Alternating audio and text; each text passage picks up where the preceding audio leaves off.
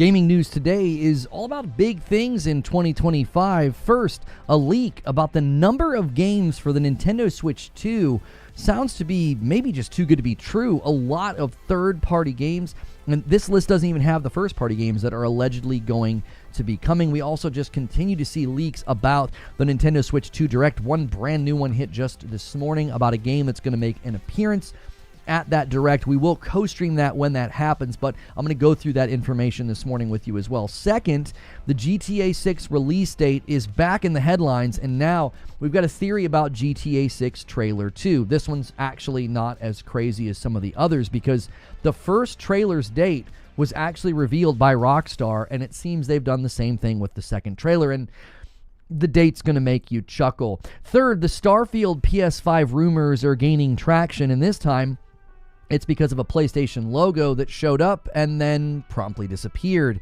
It seems that things might be afoot with the porting of Starfield to PS5. And as always, I've got a game for your wish list and your radar. And I do this show Monday through Friday full time. And the reason I'm able to do that is because of direct support from the viewers, and we do that with memberships. If you want to support directly and get into the second side of this channel, there's 2 extra live shows every day for you all week long. Hit join and make sure you pick Member Plus at $6 a month. If you've been gifted a member, you can now upgrade on Apple and Android by going to the membership tab. If you cannot afford a membership, subscribing is free, hitting the like button is free, and that increases your odds. So let's get into this. What exactly is going on with the Switch 2 launch games? Well, the Switch 2 Direct is right around the corner, April the 2nd. Again, we will co-stream that. And the leaks are heating up.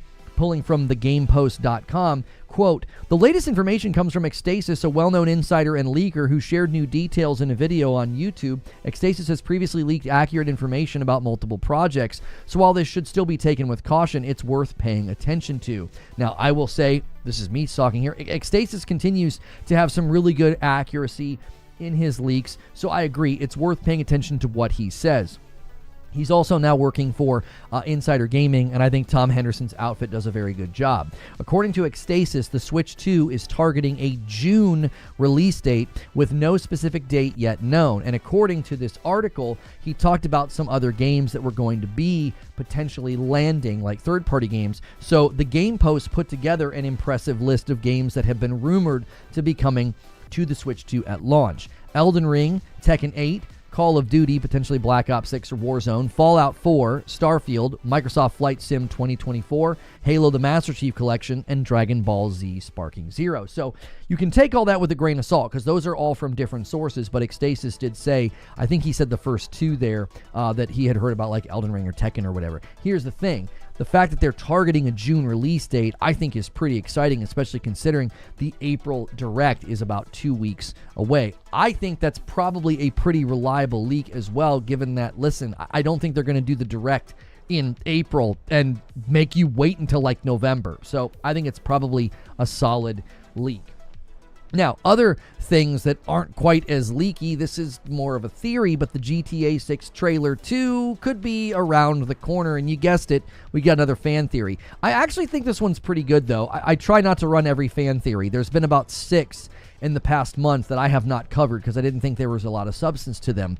But the first trailer actually had its release date put on a t-shirt. Yes, a t-shirt. So the GTA 6 Countdown Twitter account said the following: GTA 6 Trailer 2 for April 2025 might have been Rockstar's plan all along, as GTA 5's cryptic shirt revealed Trailer 1's exact date and time, and it shows another sequence, 04/01/25. So the idea here is, yes, that would be April the 1st. That would be, April Fool's Day. So they're basically saying, listen, we got the date to GTA 5 on this shirt. What if they're doing the exact same thing for GTA 6? I think this is a pretty good guess, and here's why. I think early April is when that trailer will probably show up if they're going to re-cement the fall release date, okay? I have continued to say that April is when we're either going to get confirmation of a delay or they're going to re-cement the fall. They could re-cement the fall 2025 release date with a trailer because the current trailer just says coming in 2025. So Strauss Zelnick has continued to say, nope, we're on pace for fall. April would be their last earnings call, I think, which is the make or break window. They either say, oh, it's had to delay, or they say, no, it's on pace. I've also been told by a reliable source that May is when they're targeting to start up the marketing. So it makes sense, right? You kind of kick things off in April, re-cement the release date for fall of 2025, and then May is when you really kick it into high gear. Allegedly, we're hearing also that marketing in May will have something to do with PlayStation. And again, this is coming from a source that has had a lot of reliable calls lately, so we'll see what happens. There's also been a lot of reliable people talking about this one as well, that Starfield is coming to PS5. In case you missed it, I actually claimed this over a year ago and did not receive very nice treatment about saying this. Since then, the entire narrative around this has changed to where basically people expect everything to jump to PlayStation. So these Starfield creation mods started showing the PS5 logo, and then after it was making the rounds on Twitter and the internet, the logo promptly disappeared. Now, Detective Seeds, friend of the show, he recently took to Twitter to claim that Starfield is coming to PS5 in 2025, and his track record has been pretty good lately. So it seems that something is happening with Starfield, and it may be gearing up for a PS5 port. Now, my own theory is that the Shattered Space DLC was given very little priority and bandwidth at the company because most of the studio has been working on getting this game ready, and there was a rumor about some code-altering update that's headed for the game. And something that I have found to be incredibly interesting about Starfield is just how quiet everybody has been about it. We've got leaks about Gears Collection. We've got leaks about Gears of War E-Day. We have leaks about Fable and how it was slated for PlayStation in 2026. There's a whole host of games that have been very leaky from Xbox lately, and what their plans are for multiplat and what their plans are for future ports. But for some strange reason, nobody's saying a word about Starfield. I think we may be dealing with a frosted glass situation, like when they had frosted glass rooms at the Sea of Thieves studio because they were getting Sea of Thieves ready for PlayStation. I think we may have a very, very locked down, situation right now. Like, why is Bethesda being so quiet? Why is, Bethesda not saying much? And they did say they had some big, exciting things for this year, like updates. And again, the reason they said that was because someone in the community is like, we don't know what's going on with the game. So we'll obviously continue to cover that as time goes on. And as always, here at the end, I try to give you guys a game for your wishlist and your radar, and this one's called Twilight Monk. This one is hitting Steam and the Nintendo Switch on March 26th. They say, experience a richly crafted Metroidvania RPG with intricately crafted dungeons linked across a vast overworld spanning multiple continents. And I think the art style is great. It has, subtle inspirations, a little bit from Hollow Knight, but not much. We've seen a lot of Hollow Knight clones, but then you'll see the overworld here showcased for you. This is like something that I've not seen in a lot of the Metroidvanias that are available. And hopefully, like other titles, we've seen a lot of titles do this where they only launch on Steam, or in this case, only launch on 2 platforms. So sometimes you'll see something hit Steam and Xbox, or just Steam and Nintendo, and then they do so well, they're able to then take that money and get the game to bring to other platforms. I think that's a very good strategy we've seen implemented by a lot of games. And so Twilight Monk is doing that. So if you want to play this, it will be on Steam, and it will be on the Nintendo Switch on March the 26th. So put this one on your wish list and radar if it's up your alley and you have either of those platforms. So that's the news, and now it's time for the discussion. Good morning, good afternoon, and good evening. You guys are already going crazy on gifting and pressing the like button. We already have our first 100 likes, so we always like to set our sights on 200 likes. You guys go so insane. No Death Stranding 2 talk. I talked Death Stranding 2 last week. I don't think there was any new information, was there? We talked about that last week after the Kojima thing. I wasn't going to revisit. Unless something new happened that I missed, we could always cover that tomorrow. Thank you so much, Brains84, for renewing a member plus. And then Hadigan Matter, Han shot first, and so did you, the first gifted member of the day and the week. And Hotshot renews their membership plus for 23 months, another month being here with Lono in this great community. And then Joker Quinn gifts a member as well. So that is 1, 2, 3, 4, and 5, because Ant is going to renew their membership for 43. So that is 8 total members. You guys are the best. Renewals count because that is continuing to support the channel directly when you are on a member plus or above. Oh, it's pre-order day. Oh, I didn't think to cover something just because pre-orders open. I don't know if we've ever really done that in the past. I think we've done when the previews drop, when the reviews drop, and then when the release date drops. I don't know if I've ever done like a show. You're probably right. There probably are a lot of people searching for it today, but I like to put something on the title and the headline and the thumbnail that I feel like is like a lead. Like, I thought the GTA 6 release thing was pretty good. I was like, okay, this is a decent theory. There's been a lot of theories that have been totally silly that I have not done, like when they were looking at like the moon and other things like that. I thought the Nintendo Switch thing from Ecstasis was good. I think he brings good information. I think he's pretty reliable. Actually, I would say very reliable. I wouldn't say pretty. I think he's very reliable. And so that was why that was in the title. And the first 5 bomb of the week, Dylan gifts 5 members and gets us to 13 members. Thank you so much. I appreciate it. And another one coming in from Mike on a Mike, 36 months, 3 years. I want my red badge back. Thoughts? Thank you so much for bumping the line, and thank you for being at VIP. You guys have continued to support the channel so much. We still owe you the IRL stream. We've had some problems with that. I had sickness in the home last 2 weekends, and we're on the mend. We're out of that. We're out of the woods. There's a weird version of strep going around that my son got. And so we're all on the mend. Nobody else got it. We're very, very thankful. Let me get some confetto. Oh, I'm so sorry, John Always. I forgot to set the super chat goal. Hang on, 5 super chats. I set it for 3 hours. I will gift a member. Yeah, every 5 super chats I give back to the community and pay it forward to somebody else. And Jay Hart with a $2 super chat tip says only 2 platforms is anti-consumer. Yeah, it is. It's anti-consumer when you only hit Steam and the Switch. If you only hit Steam and Xbox, it's very anti-consumer to limit the reach of your game and to not let everybody buy it. Yeah, that is. There are more games that do that than not. So most of the gaming industry is anti-consumer. That's correct. Are we talking about People Can Fly in PlayStation tomorrow? There wasn't anything there. Like, they're just, like, I looked at it and I was just like, okay, am I missing something? Maybe I'm missing something. I didn't see anything. It was, what was the claim? They're entering into an agreement to develop a prototype. It didn't seem like there was much of a story here. It's going to be based on a Sony IP. I don't know. A new video game codenamed Project Delta.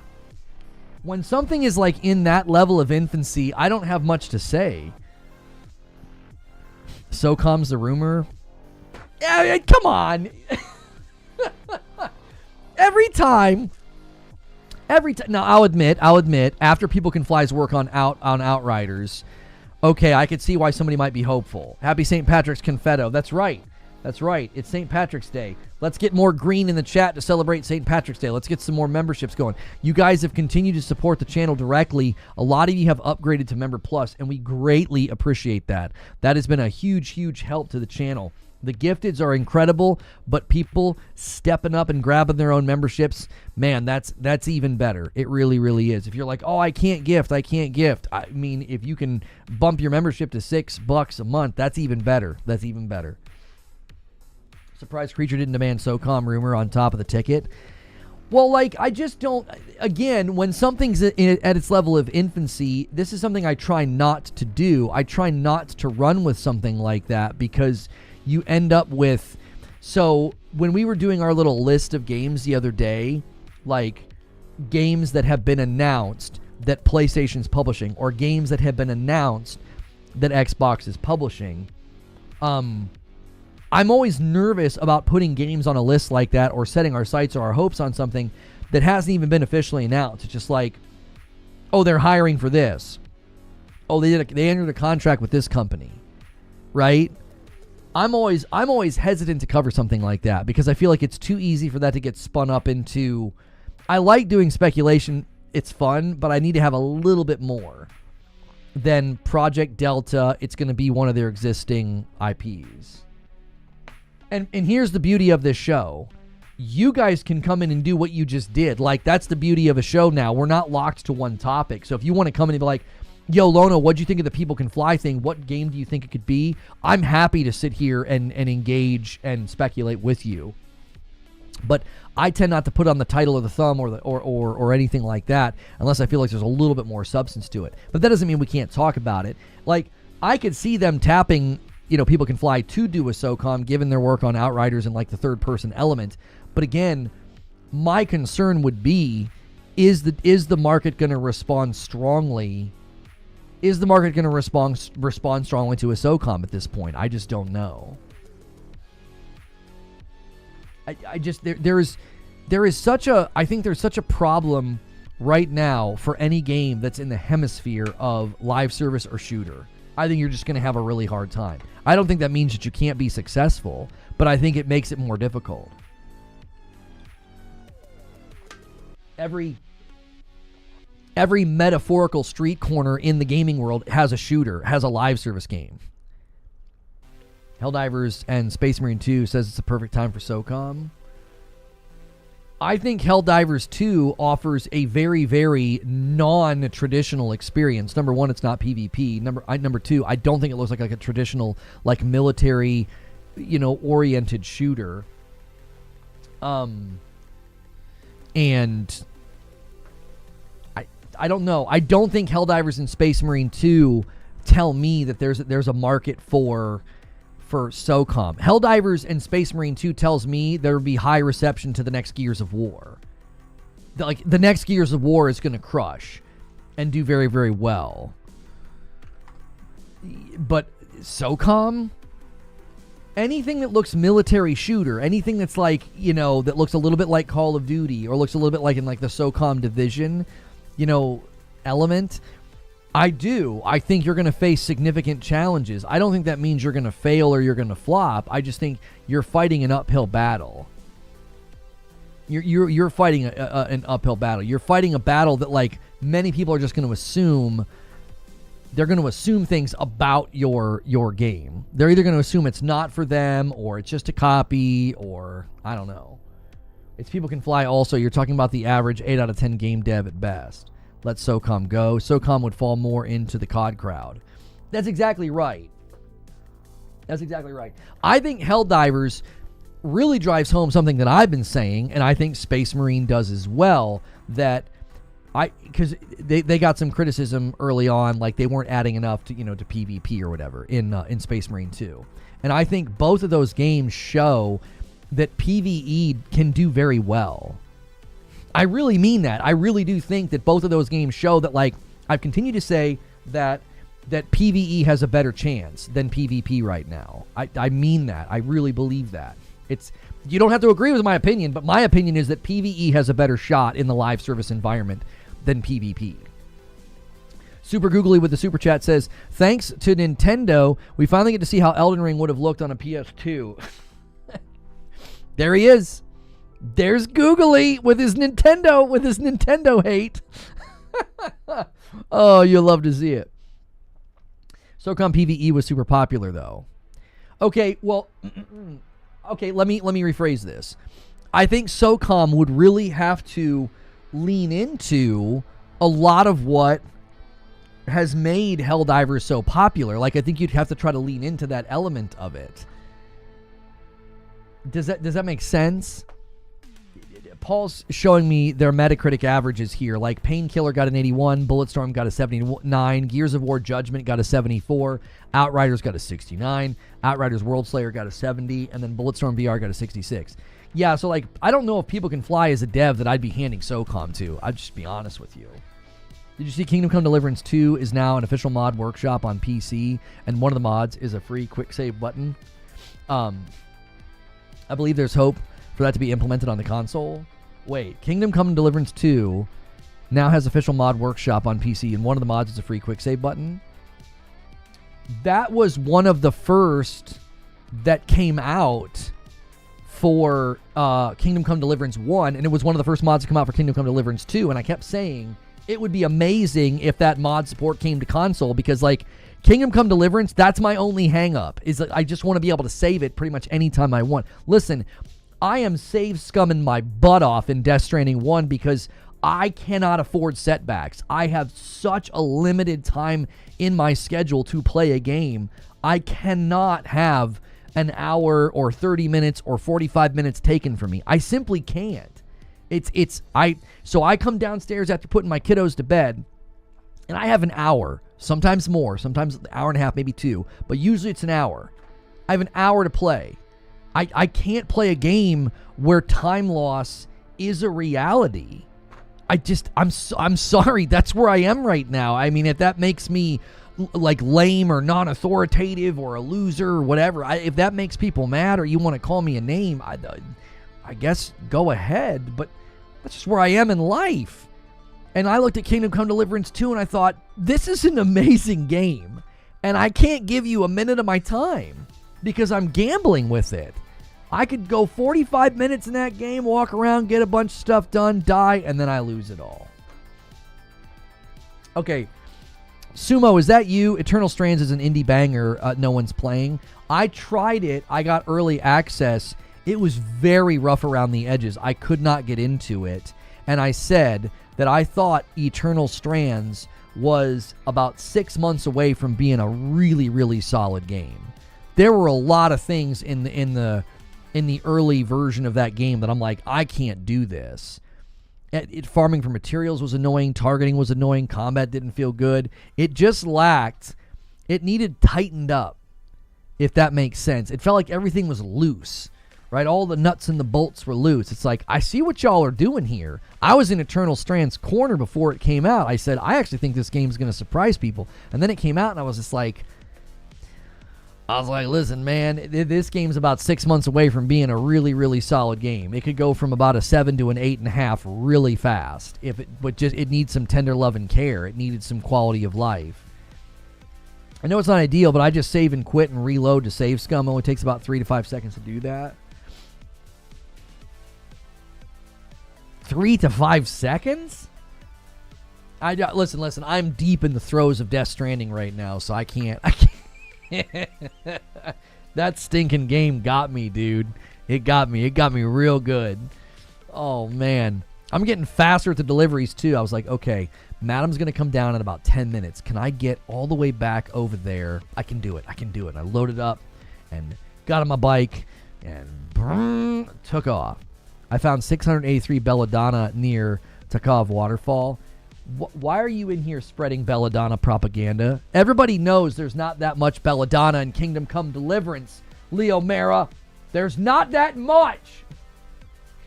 You are lying. In here with this belladonna propaganda. Get out. I searched high and low for like an hour one night. I didn't find any. None. Not a drop. Well, not a drop. Not a flower. Guys, make sure you're smashing the like button. We're only like 20 minutes into the stream. You guys are the absolute best. If you're looking for, let's see what people are finding us for. It's probably GTA 6. That's going to keep happening. I am trying to limit GTA 6 to once a week, okay? I'm trying not to put it into the thumbnail too often or the title too often. Yeah, a lot of GTA 6 folks are finding this. Listen, the GTA 6 trailer 2 is, I think it's coming in the beginning of April, and then I think everything kicks off in May, like all of the marketing. I can't find PCC2 to create a generator to use the bike. You might be too early to have it. I didn't get the PCC2 until later. There's a frickin' bike sitting there in that one section. I couldn't do anything with it. Now I can just like summon a bike. I just like kept playing and just ignored that one bike. Now I can make a PCC2. They upgraded it, but I had to play a pretty lengthy amount of time before I even got that. So you can save anytime. You just need to craft the potion or the drink. Right, that's what we're talking about though. There's no belladonna in the game. There's no belladonna. You need belladonna, and I bought everything I could from the guy that was in the town, the one guy, and then he ran out, and then I was just like, I don't want to do this. I can't take the risk. It's why I put down Lies of P. It's why Eugene's dying for me to go back to Armored Core, and I just won't do it. Guys, if YouTube's having some trouble, we've been having a really hard time streaming lately, and I don't know what the deal is. We had a nice normal start, and now we're just hemorrhaging. If you're having to refresh, I apologize. If it's stuttering or buffering, I apologize. I don't have any control over that. I don't know why we're having such a hard time streaming once again. I don't know if it's because they're making changes to the platform, but it is not on my end. My bit rate's solid. We switched to a higher bit rate and low latency a month ago with no problems, and now all of a sudden it's like, I feel like people are having a really hard time watching. The 30-day patch release fixed a lot. It wasn't that it needed fixed. It was that it's not a game that's conducive to my life. You know what I mean?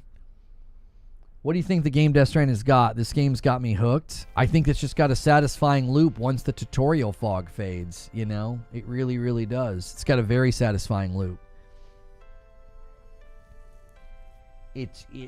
I did not think that I was going to like that game at all. I false started with it in like 2021, you know? YouTube's weird. I got emailed a receipt yesterday for membership renewal, but I can't celebrate it in the chat. That's really bizarre. There's a generator by the Belladonna. That's right. That's right. Now we're crossing wires. That's right. No, they're joking, mama. Death Stranding, best atmosphere in gaming. I revisited. Small devs get a little chance. Oh, you're talking about... I'm sorry. I thought you were talking about Kingdom Come Deliverance. You're talking about Eternal Strands. Yes. I told people that I thought Eternal Strands was a bunch of quality of life patches away from being a really solid game. So it's not surprising that you're saying, "Oh no, they've really fixed a lot." I thought most of the game's problems were going to be easily rectified. It didn't seem poorly built. It seemed like it lacked polish. Like, I feel like there's a difference. Like, you can play a game and you're like, "Yeah, this is not built well." And then you'll play another game and you're like, "It just needs a little polish." It seemed like it fell into that category. I got the power legs, the bike, the tow cart. Travel's getting really fun. Yeah, I got the tow cart last night. Yeah. Death Stranding got me lost in Chapter 2.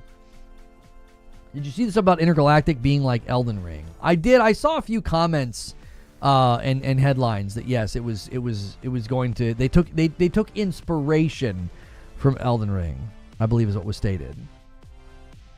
I'm over here trying to finish Space Marine 2, and now I'm playing Death Stranding 1. I would just focus on finishing Space Marine. Space Marine does not take that long to finish. It's a very, very short run. I was about halfway through, I think, and I picked it up with Madam, and we beat it very quickly. And we didn't turn the difficulty down or anything. Like, we held our own on normal. I was kind of surprised by that. But I think as soon as you can split the aggro in that game, it makes for a much more enjoyable. When I first played it, the aggro split was broken, and like the NPCs didn't draw aggro like at all. We ever play through Wukong? I don't think so. No. They'd have to completely rebuild how they handle the game on console. It's you're playing a 30 FPS game, and then frame gen tries to trick you. Looks like dirty, just looks really dirty and bad, and then it drops inputs and has input latency. Like, no thanks. I found a YouTuber called Visual Walkthrough that helped me through Eternal Strands. It's a good game, just not very obvious what to do from time to time. Too late. I'm on Death Stranding 1. Lona, does my membership still count towards the goal if I can't do the celebration?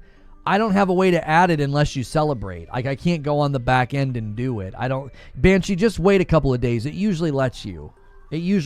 Sometimes you just have to wait a day or two. I can't. It'd be impossible for me to do that, because if I went on the back end and I counted them, and then people came in and celebrated, I'd be like, wait, did I count you yet? I can't. I don't know. Like, I don't have the ability to do that. Intergalactic has me super excited for that exact reason. If Naughty Dog is doing dynamic open world like Breath of the Wild, that would be insane. It's been like a week. I don't know what to tell you. Sorry. I can just add one, and then if you randomly get to celebrate in March, just remind me not to count it. I don't have a problem doing that if it's specific to you. That'll put us 10 away from 25 anyway. Maybe we'll attempt a 10 bomb. Maybe we'll attempt a 10 bomb. Lona, do you think Housemarque decided to shift from Returnal name to an entire new IP due to the poor reception of Returnal on PC? Or did Returnal just end properly? I've not completed it, so I don't know. I would say that when they said they weren't doing a sequel to Returnal, at first I was bummed. But then I did a couple of runs, and then I also played Tower of Sisyphus, and I don't know where they would go with it. You'd have to break the game's lore to get her off of the planet. Right? Like, there's a pretty significant moment in the game. It's one of the more stunning moments, and like, they'd have to break that. It's a rogue, right? So when you die, you go back to the beginning. So they'd have to break from their own storytelling in Returnal to do another game, because you'd have to stay on that planet, and I don't think that would have worked. So I love what they're doing with Saros. I think what they're doing is a very, very smart play. You know, people just aren't willing to learn. Returnal got a bad... really, really got poor treatment by the critics, though, because Biome 3 was really imbalanced, and most of them couldn't beat it. I couldn't beat it, homie. Like, my opinion about Returnal completely changed when I ran through it and did a full run. You see? Like, I think the press would have felt the same way. I think if the press could have put in the work and a couple of weeks of, review access, they were able to roll credits and get to the end, they would have said, this is a dadgum masterpiece. They all got, not all, a lot of them got stuck in Biome 3. I got stuck in Biome 3. And my opinion of the game went from like a solid 8 to my game of the year. It's like one of my all-time favorite games. And you know what happened? I was able to finish the game. Yeah, AC Shadows reviews are tomorrow. I'll find out the exact time. We may just do a roundup. Saros is an evolution of a game genre, in my opinion. Deep narrative storytelling, roguelike elements where you get stronger with each death. I can't wait. It's easily one of my most anticipated games like ever right now. Over Yote. I'm anticipating Saros over Yote, and it's further away. I love it. Even right now, I've been tempted to play Returnal because people are like, oh, you can level up the guns in Sisyphus. I'm like, oh, you can? If you guys are tuning in for GTA 6 news, the latest fan theory is that GTA 6 Trailer 2 will be arriving early April. Now, this lines up with my own prediction that early April, we will either get confirmation that the GTA 6 release date is on pace for fall of 2025, or it's been delayed. I think that the trailer theories and the trailer leaks and the trailer rumors are going to heat up, and I think that's why. I think people are pretty much thinking the same thing that I'm thinking, that they're holding tight for the next couple of weeks, and then I feel like they're going to finally say, we're good. It's on pace. Here's your trailer. And then May is when you'll see everything. I think the GTA 6 marketing will kick into high gear in May. I've been told by a very reliable source that May is their target, and that they're hoping. They're not hoping. There's allegedly some kind of a deal with PlayStation. Sumo says, I thought Neil had said games like Zelda and Elden Ring inspired the player freedom in Intergalactic. Either way, they've got my money. Yeah, I mean, Games Radar just hit my feed. Intergalactic, the Heretic Prophet, is apparently taking inspiration from Elden Ring and could be a new direction from Naughty Dog. Let's go get the exact quote here, right? I've heard Naughty Dog's next game is very inspired by a game with a lot of player freedom. Let's see here. A lot of people assumed he was referring to Elden Ring or Breath of the Wild. It turns out some of you were right. I think it's fine to say now Elden Ring is what it was compared to back then, but if I would have said Naughty Dog's next game is like Elden Ring, and then that reveal trailer comes out, we would have been lit on fire. The trailer for Intergalactic certainly doesn't look anything like Elden Ring, but it doesn't mean that the game will be Souls-like and have devilishly difficult bosses. He originally highlighted player freedom as the main point of comparison, right? I think I'm more recently intrigued by stuff like Elden Ring that doesn't rely as much on traditional narrative to tell its story. Some of the best storytelling in gameplay and moving around the space and understanding a history of the space and looking at it and examining it. To me, that's some of the best joy I get out of games, and trust the audience to figure things out. That's the stuff I'm really intrigued by going forward. So it sounds like what he's talking about is a more open approach a more open approach, as well as environmental storytelling. Yo, it's good. What's good, Christos? How are you? Just got kicked out of the member coffee room. Everything okay? That one in particular, we're just going to set that one to private. Ordinarily, morning coffee will just hit the members playlist, Rodent. I'm just trying to make the content about the content and nothing else. So we had to do a little housekeeping this morning, and, you know, that's why I did that. That means exploration is going to be insane. It doesn't sound like he's talking about exploration. It sounds like he's talking about player freedom and non-traditional storytelling. It doesn't sound to me like he's saying, oh yeah, big open world. It's like, no, player freedom as in you can just kind of move around and go where you want and try to piece together what's going on, as opposed to, you know, think about the way they've done their games up to now. It's like very linear, and you go, and the linear nature of the game is how you get from story beats to story beats. It sounds like Intergalactic's not going to be like that. Joe Devas with 39 months and a member plus. Milestone achieved. Guess we know what time it is. Yes, we do. That means he's going to do a 5-bomb. And there it is, the 5-bomb. And so he takes us to 21. We're 4 members away from me owing you guys members for the first time this week. If you guys are new to the stream, welcome in. We talk about all kind of things going on in the gaming news. The GTA 6 release date, more theories about GTA 6 trailer 2. I'm not doing a waiting room until we get an actual date from Naughty Dog. I'm sorry, from Rockstar. We're also talking about Naughty Dog. We're talking about Intergalactic. We're talking about pretty much anything in the gaming news. You can come in and just ask. And we got a bit of a train starting. A 5-bomb comes in from Caxuar King and gets us to 26. A little 5-bomb member train could be starting sometimes when people start throwing in. And then a 10-bomb from Pathalon Phoenix. And we're starting off the week strong. We're now at 36. This is a great reason to be here as often as you can. You'll get a gifted member, sample all the extra content, a morning coffee live stream just for members. An afternoon green room is reserved for paying members. So if you like that membership and you enjoy it, bump it up to Member Plus. It's only $1 more. You can upgrade. Try out the content for a month and see if you like it first. I ignore anyone who says Elden Ring has good storytelling. They give you more.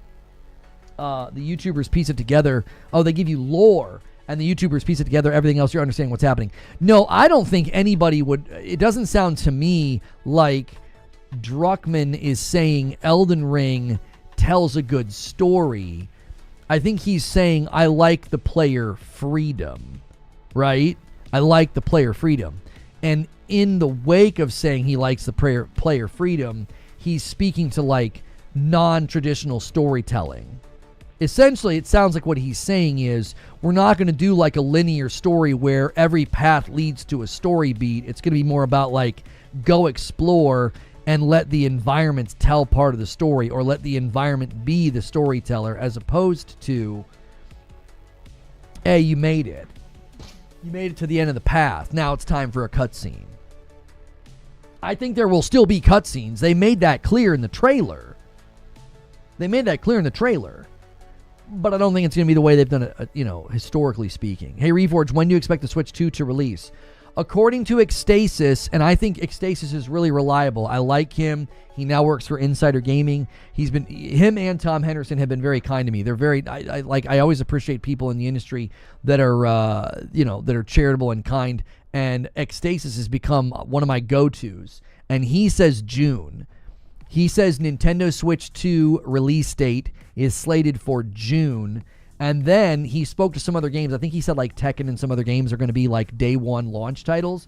The list of alleged, not from him, but from all over the internet, of alleged launch titles for the Switch 2 is getting a little crazy. It is. It's getting a little wild. Hell Is Us looks like it's going to be doing something similar. Yes, Hell Is Us is 100% going to be a very like not going to hold your hand, no checkpoints, no waypoints. That's what they're going for. Yeah, I think June sounds believable because think about it. If they do their direct on April the 2nd, and then they start allowing pre-orders in May, and then it ships in June, I think that just tracks. Like, you put everything a month away from itself.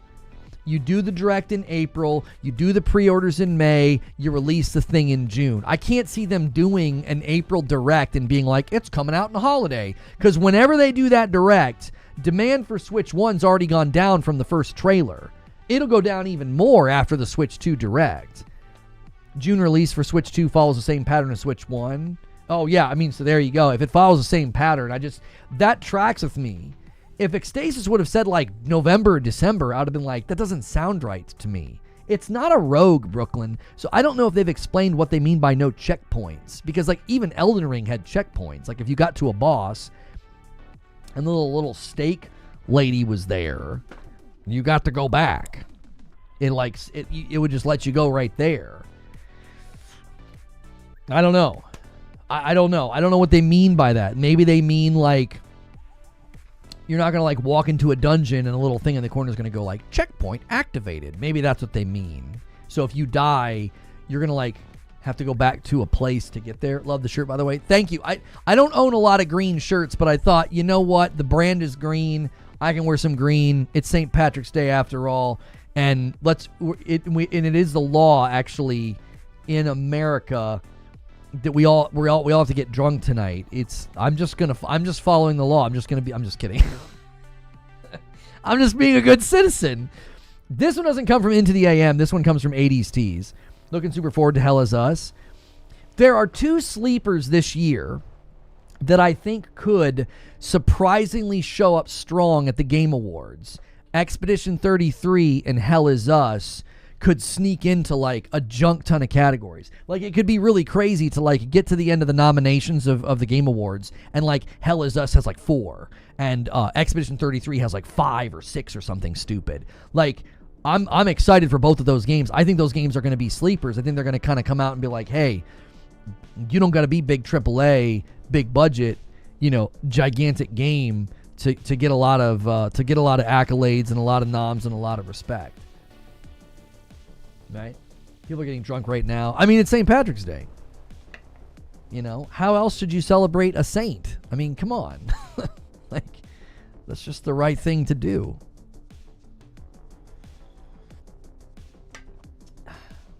That would F up your diet. Don't you know how many calories alcoholics drink? Yeah. Yo, what's good, Feed? I see you in the chat.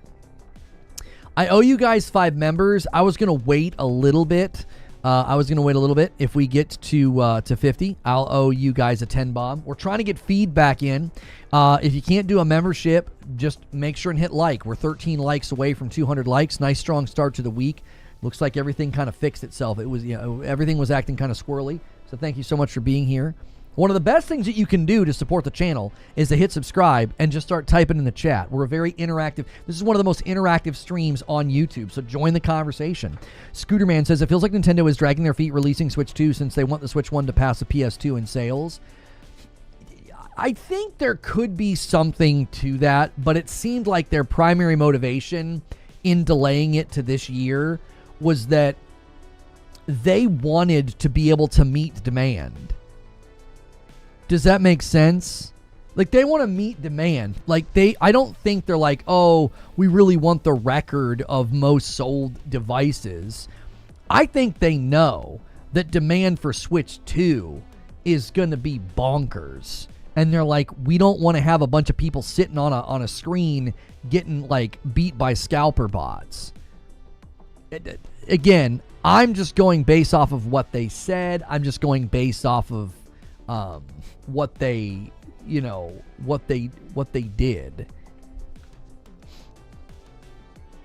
They didn't seem to be, like, worried about a record. Now, obviously, you're always dealing with the high demand of Switch 1. Like, they don't want to step on the Switch 1 because it was doing so well for, this is its 8th year in circulation. Bro Sexy with 33 months in a VIP. Happy St. Patty's Day. Yo, Bro Sexy. Taking us to 37. You're the man. Thank you so much, Bro Sexy. Nintendo and the community are low-key petty. Wait, I'm sorry. Are you saying you think that they're petty? And a 10 bomb comes in from Neo Reaper, and he's going to make it super easy to hit 50. He gets us to 47. A huge, strong start to the week, and we've got names in chat gifting that we've got some new folks that are wanting a gun for the crown, you know? Pathlon Phoenix has been gifting a lot, and Neo Reaper, and then Caxuar King. I love it. I absolutely love the generosity. Doesn't take you 8.5 years to meet demand. I mean, but have you seen? It was only recently that their sales actually started to slow down. That's insane.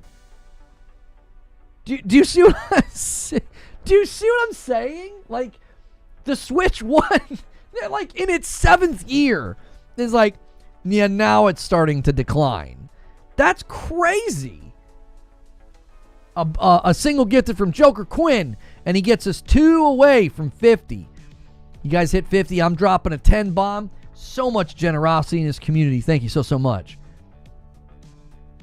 Sony and Microsoft launched a system in 2020, which was a very bad look in my eyes. I'm all for capitalism to talk about tone deaf. What do you mean tone deaf?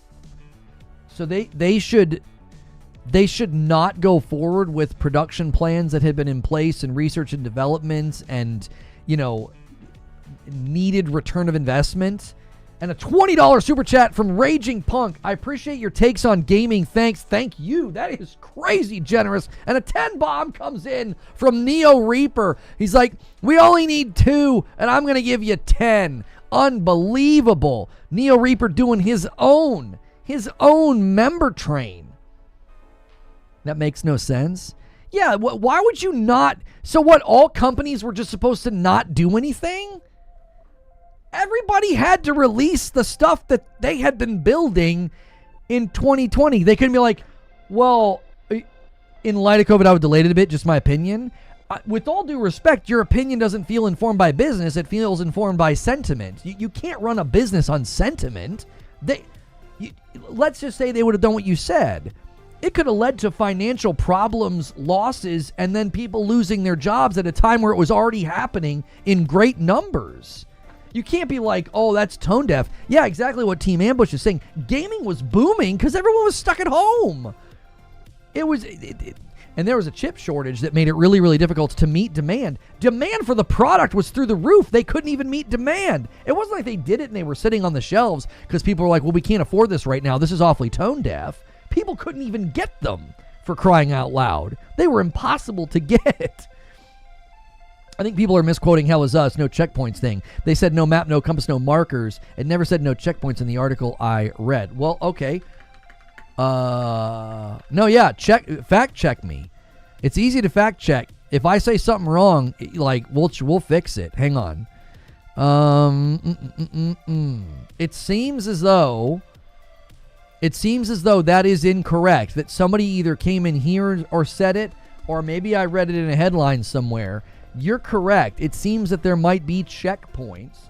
They said no map, no compass, no markers. Now that I knew that they were like letting it be more open world exploration. If you guys are just tuning in, there's a lot of things that we cover in a single show. So if you want to know my thoughts on something, you can ask in chat. If you become a paying member, you can use the question command and you can have your question featured on the channel. So if you're like, hey, I want to know about GTA 6, you know, it's in the headline, GTA 6 trailer 2 or the GTA 6 release date, just ask in chat. Subscribing is free. Hit the sub button, ask in chat, and if you want to be a part of our daily shows, make sure you turn on that notification bell. And I'm going to show you what it looks like when you're a member and you submit a question. It looks like this.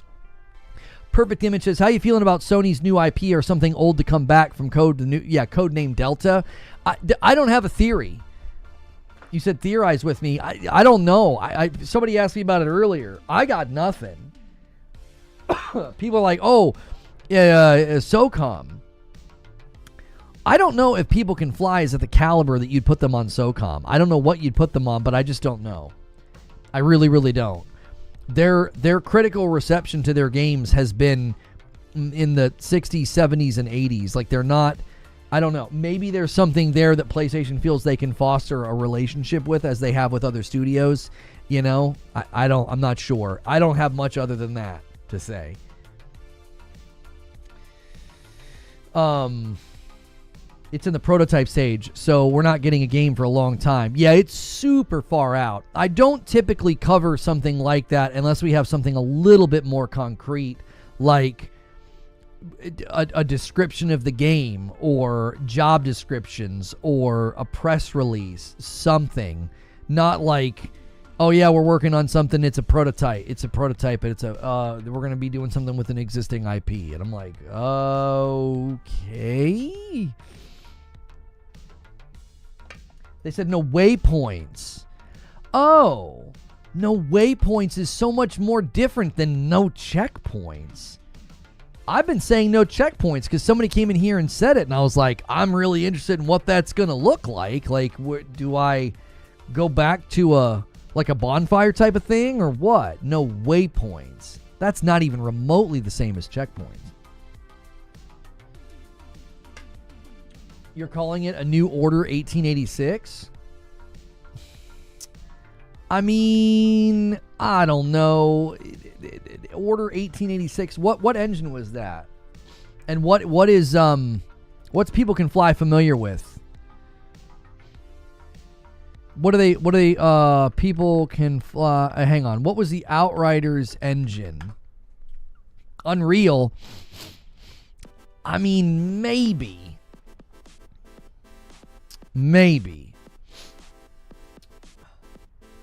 I don't know, man.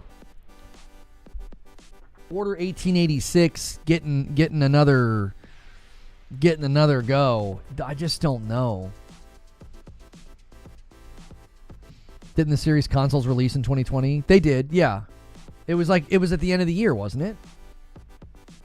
I think it was. Wasn't it like November or something? When did the Series X release? Xbox Series X release date? Yeah, November of 2020. It was the day after my birthday. I remember it was the first next gen console I got. A Killzone reboot? Man, I'm not gonna hand Killzone to somebody else. No way. Order 1886 doesn't fit their MO.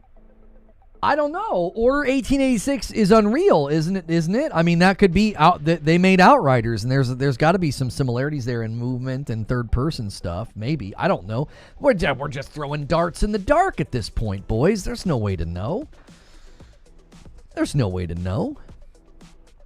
It could be Jack and Daxter for all we know.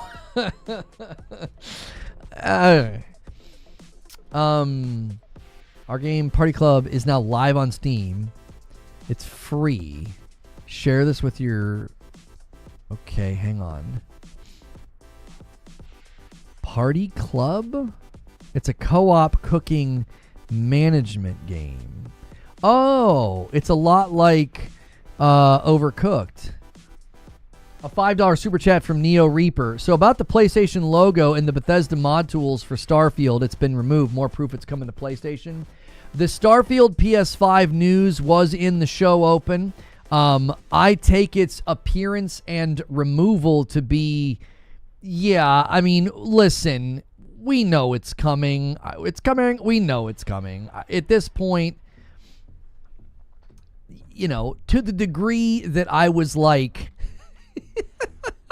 to the degree that I was attacked when I said this like a year ago, look at how much the mood has changed about all of that. Now it's like, just shut up, okay? It's all going, and we were, you know, all that cockiness is gone, I'll tell you that much. All that cockiness about... You know, it's not coming, and you're port begging, and you don't have sources, Reforge. Where's all that cockiness now that basically everything is going, you know? Jiminy Christmas. It's like that scene where the Joker's like, what happened? Did your balls fall off? It's like, ain't no bite anymore. You know what I'm saying? Ain't no fighting that dog anymore. It's over. Like, go back. I wish we had a time machine. I was eviscerated for saying that. And I was like, I'm just telling you what I heard. I don't even care. I don't like the game. I played it. It's boring. Phantom Liberty's better. What the heck do I care if Starfield comes to PlayStation? I don't care. I don't. Now, if they do a code-altering update and it's like a 2.0 moment, I'll give it a shot. But I just don't think that game's ever going to vibe with me. I just don't. The cockiness replaced with lashing out. Yeah, now they're just throwing tantrums. It's like, I'm sorry. I'm really, really sorry. It's not my fault. I didn't do it. I didn't do it. I didn't take all your games. Phil's the one doing it. Well, actually, Satya is the one doing it. Here's the thing. I respect the dissatisfaction. I respect the disappointment. I think as a consumer, you have enough self-respect to say, this isn't what we wanted. This isn't what you promised us. We feel misled. I have way more respect for that than just acting like a chameleon and just sort of like changing with the time and being like, yeah, well, this is what they're doing and I'm okay with it. I think this is great. Okay. Like, you know, I've continued to say, stand up for yourself. Stand up for yourself. Doc Dark is somebody who stood up for himself. He said, you didn't give me what I wanted on the Series X. And he's continued to be critical about that. I have way more respect for somebody who's going to stand up for themselves and express their disappointment. I think that that's fine. But don't take out your disappointment and your anger on me. I'm not the one that did it. I'm not the one that decided to spend $100 billion and put the weight of a massive amount of return of investment on the company that now is requiring you to basically become a publisher. That wasn't my call. That was Satya's call. That was, maybe Phil's call. I don't know. You had a blast with Starfield? I have never tried to talk anybody out of enjoying Starfield. I was starting to come around to it. There are streams on this channel. I started to turn the corner, and then I played Phantom Liberty, and it was like, it's like when you go to 60 FPS and trying to go back to 30. I couldn't do it. I played a superior product. I had a superior experience. There was no going back. It was like when I had played Fortnite for an afternoon. It's like, I'm never going to go back to that unoptimized mess in PUBG. Like, back in 2017, PUBG was a disaster. It was so frustrating to play. So many bugs. So many sound glitches. I played Fortnite for an afternoon. I was like, I would never go back to PUBG after this. This is more my speed. It's better. It's more optimized. I always told people, I said, if a more optimized Battle Royale comes out, it'll crush PUBG. It kind of happened, PUBG's still around, but Fortnite well surpassed it. It's like, I'm telling you, when you play a superior product or you play 60 FPS, you guys on PC know once you get used to 120, once you get used to 144 or any of that, going down is very difficult. And I thought Phantom Liberty was just a superior experience, which is insane because I false started with Cyberpunk like 4 times. I just couldn't get into it. Once Lono saw the hot girl that was Phantom Liberty, he noticed Starfield had a mustache. I wasn't sure where you were going with that, Kevin George. People that bring up Cyberpunk and No Man's Sky, they're not even the same experiences. I'm not saying they're the same experiences, but you can't play Phantom Liberty and not tell me there are not similar approaches to storytelling, questing, RPG, like dialogue systems. What do you mean? Comparing Phantom Liberty and Starfield is 100% fair. Comparing it to No Man's Sky, I've never said that was a fair comparison because they have completely different aims. But the method of main questing, side questing, dialogue trees, freedom of choice, and how you build your character, Phantom Liberty is 100% comparable to Starfield. They have very similar approaches to a lot of their systems. You know what I'm saying? You go through the dialogue sequences and the storytelling in Phantom Liberty and then go play the 1,000-eyed stare, dead NPC, loading screen, riddled game of Starfield. You're like, I don't want to play this. Again, I'm not trying to talk you out of enjoying it. I'm just describing my experience, and my experience was I played a superior product, and I couldn't go backwards. The way you build your character in Starfield is way better. Fine, you can have that opinion and like one more than the other. I'm telling you what I experienced. I experienced a better product, and I couldn't go back. It was a 20. I played Phantom Liberty for 26 hours, and it was a feast of great graphics, great performance, great storytelling, great voice acting, great dialogue options. And I thought Starfield just oozes with boredom. I tried to level up in Starfield to get ready for Shattered Space. I played for 15 minutes. I couldn't do it. It's like when you would go to your grandma's house, and the way the house was lit and the way the house smelled, you just immediately felt bored and tired. It just had that atmosphere. You're at grandma's and you're tired and you're bored almost instantly, right? And the Wheel of Fortune's droning in the background. I stepped foot back into Starfield, and I was just like, it just felt me. I all of a sudden I had this lethargic sort of feel. Grandma's house catching strays. You know what I'm talking about. You've been to somebody's house. Usually it's somebody older, an aunt, an uncle, or a grandparent. And the minute you get in there, the house temperature's too high. It's kind of musty and dusty. It has a unique smell. The furniture's old. The TV's old. They're watching reruns of Andy Griffith, and you're just immediately ugh. Like you suddenly feel like you're being melted slowly. You just, there's nothing for me to do here. That's what I felt the minute I stepped back into Starfield. I was like, this game oozes with boredom. And you can love it, and you can like it. That's just my opinion. That was my experience. And a 50 bomb from Ash. Holy mackerel. And he takes us to 108 out of nowhere. Did I do my 10 bomb? I don't think I did my 10 bomb. Nope. It's a 20 bomb now. And we are one super chat away from Confetto as well. I always owe you a single after that. You the man, Matt.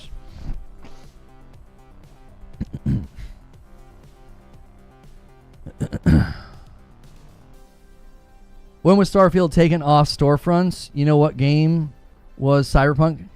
Oh, no. I'm not talking about vanilla Cyberpunk, Brett. You got to be fair to me. Right?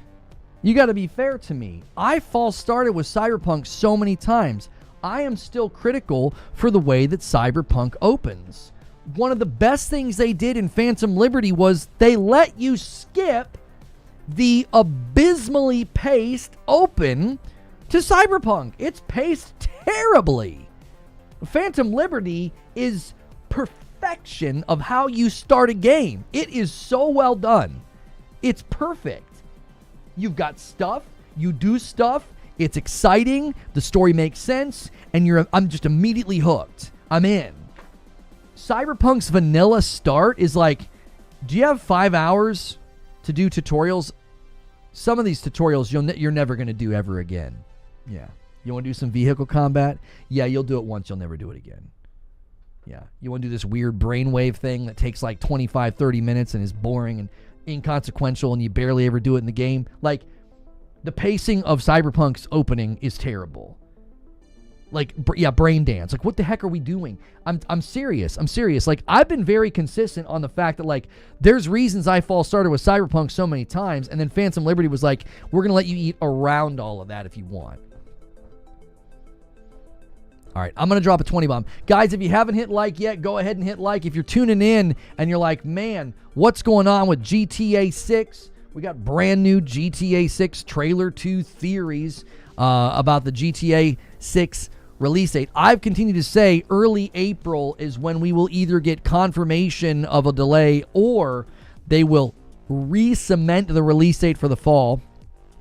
If they re-cement the release date for the fall, if they do, then we will begin getting marketing in May.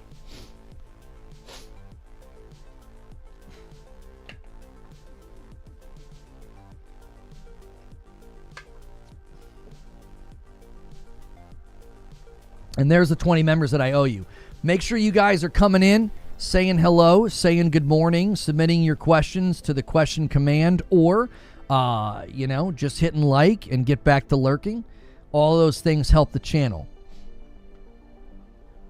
And a 20 bomb from Reforge Gaming. That's right. Down for AC Shadows start tonight. AC Shadows is climbing the sales charts on like Japan Amazon and other outlets. Yeah. I'm trying to tell y'all. Hang on, somebody's DMing me. Don't read on stream. Hang on.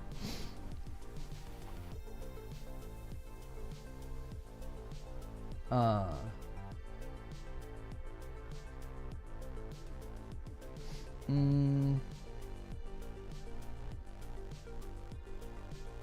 appreciate that. I don't know if Brap is here. Appreciate you, Brap. AC Shadows pre-down. Oh yeah, sorry, I read that. You can preload. I'm hoping you can preload. That game's probably going to be freaking enormous. Right after creating my character in Starfield, I nearly fell asleep. Refunded immediately. Just pre-ordered. Gameplay looks diabolical. I'm telling you, it's going to be a good week. It's going to be a good week for another false narrative to die. Oh, it's like one of my favorites. They went after Kingdom Come Deliverance 2. Boom, it crushed. They went after Monhun Wilds. Boom, it crushed. They went after Split Fiction. Boom, it crushed. Let's go for one more. What did I tell you guys? Oh, buddy, they didn't like it when I said this. I said that movement was going to have a whole lot of trouble this year because they were going to pick a bunch of bad targets. I said it. I told y'all. I said they're going to pick a bunch of bad targets. They're going to pick games that do really, really well, and they're going to look stupid. Now, here we are. They've already struck out. They've already got the hat trick. Kingdom Come Deliverance, Monhun, and Split Fiction. They already have the hat trick. It's like, you already misfired on 3 games.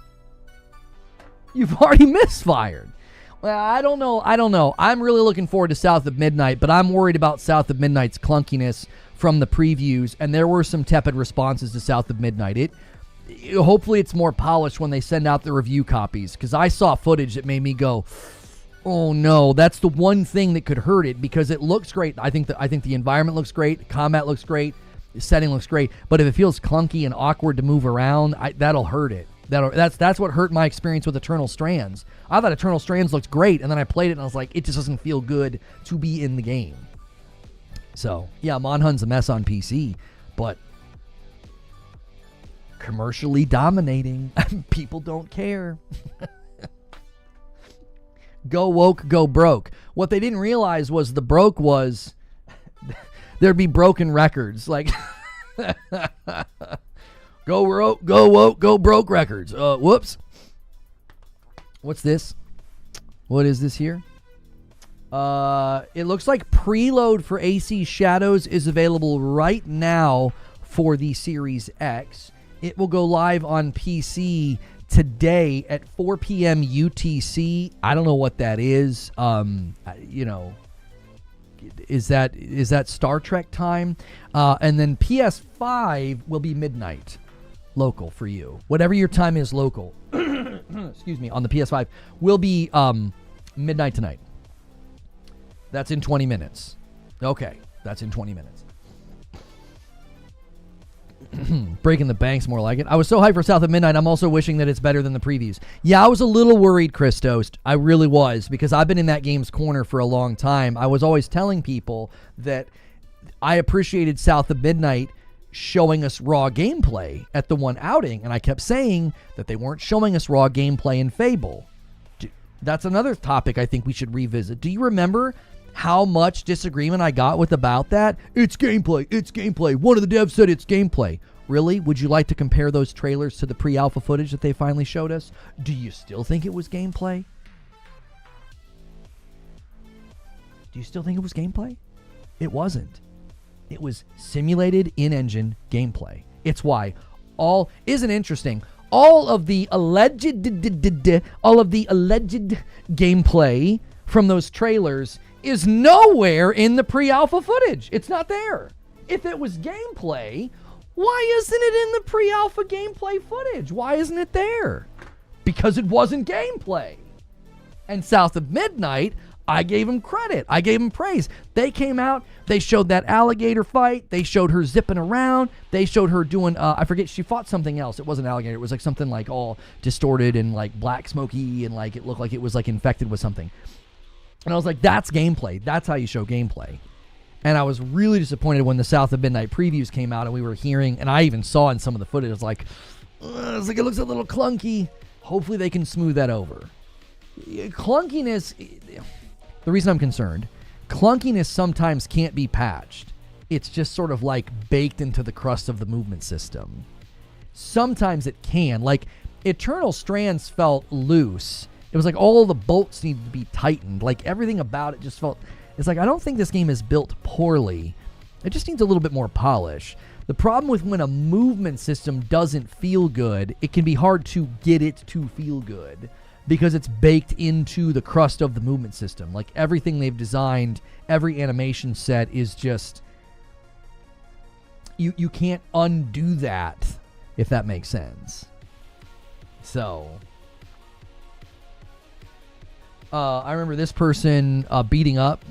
I don't think he beat it up. He did describe movement in a way that worried me because I saw evidence of clunkiness in the footage. Like, he said things that made me say, yeah, I'm kind of seeing that in the footage. It looks clunky. It doesn't look smooth. It looks... So, back whenever we were looking at Gotham Knights gameplay, and I was telling people that it looked like a mobile game. Everybody was sort of moving on an axis. Have you ever played a game where when you move your character, it's like you're facing this way, and then you hit left, and then you look at this, and you look at this, and you look at this. Like, there's no fluidity.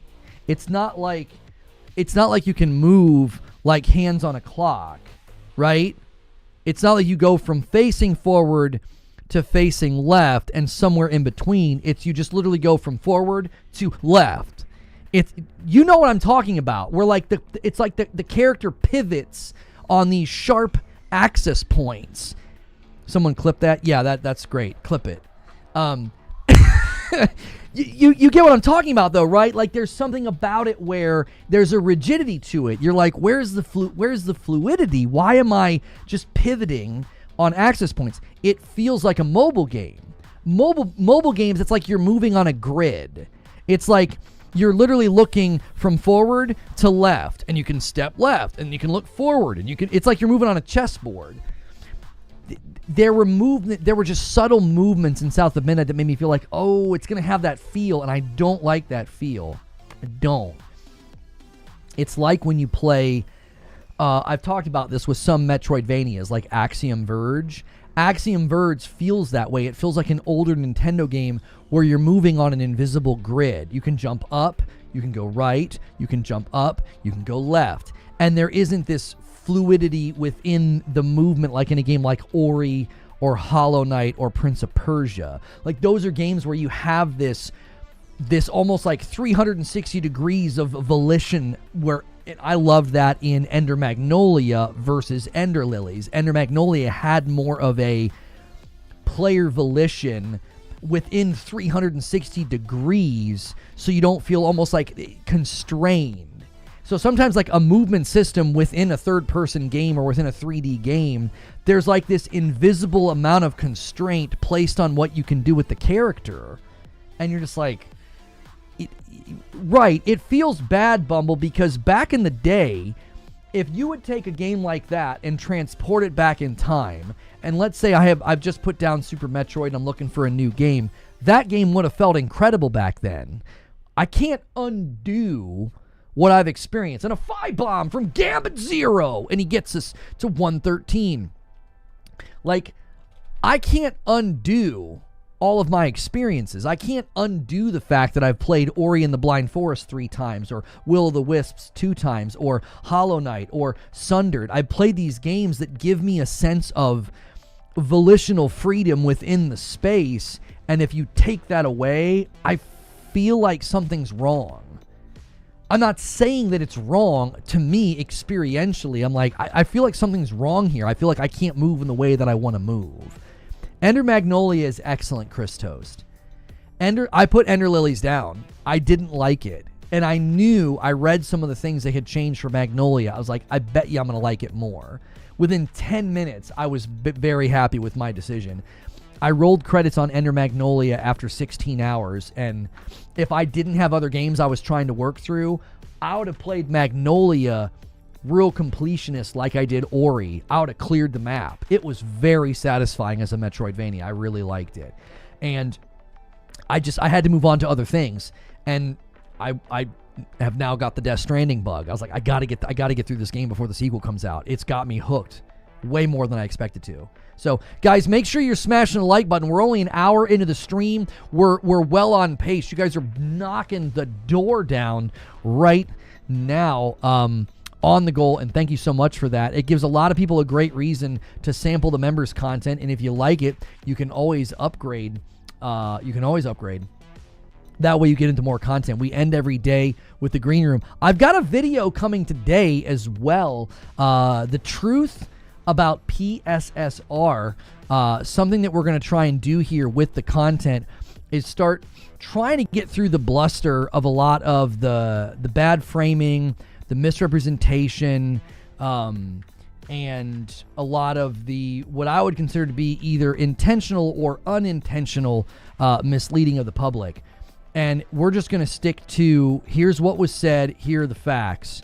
And that's coming later today, because there's just been so much. I think like every time this happens, rather than just get like angry and rant about it on stream, what I'd like to do is start going to the source of the information, go to the source of the evidence, and just put it before people and be like, listen, you might have heard this. This is not true. You might have seen this. This is not true. And just try to give people a very, very quick form of delivery of just like, this is the information, these are the facts. Because I think just a lot, if we're going to try to be critical of sort of intentional obfuscation and, misleading and all this stuff that I feel like has been going on, you've heard me use like the word astroturfing. I feel like that's going on. I think one of the most effective ways to deal with that is to set our sights higher. Like, I think we get caught down here on the battlefield and waste a lot of energy, and just set our sights higher and try to fly above all that and just say, listen, these are statements that have been made. I'm not singling anybody out. There's nobody, we don't use names in the content here. I don't do that. So we're just going to use, these are things that have been said. These are not true. We're going to try and debunk these claims with just the facts and the evidence. We're just going to plainly go to the interviews and the things that are said. Wolf Saint says, what are the plans for Friday? Right now, Friday, we're not going to be able to do what we typically do. So I don't know if we'll maybe move it to Thursday or something. I don't know if I'll be able to do that either. We are going to be traveling Friday evening to go to a wedding, but then we're coming back like the next day. So we'll have to figure out how to do the incentive this week. I also have the IRL stream I'm supposed to do for you guys as well. So, and guys, double check. YouTube's been acting a little squirrely lately when I ask for likes. Sometimes it doesn't save it. Make sure it's saving your thumbs up. Make sure it is working. So that is a video coming later today that we're going to do. And I'd like to do that as a series. I think that'd be something that I'm really focused on and committed to, and I think will then be, hopefully, a benefit to you guys. Sounds like we're crashing a wedding, chat. Yeah, I can't do that. I'm not going to do like an IRL wedding stream. That would not be that. I don't like to do that. The public streams that people do where you kind of like expose everybody to that world, and all of a sudden people are in a stream. I don't like that.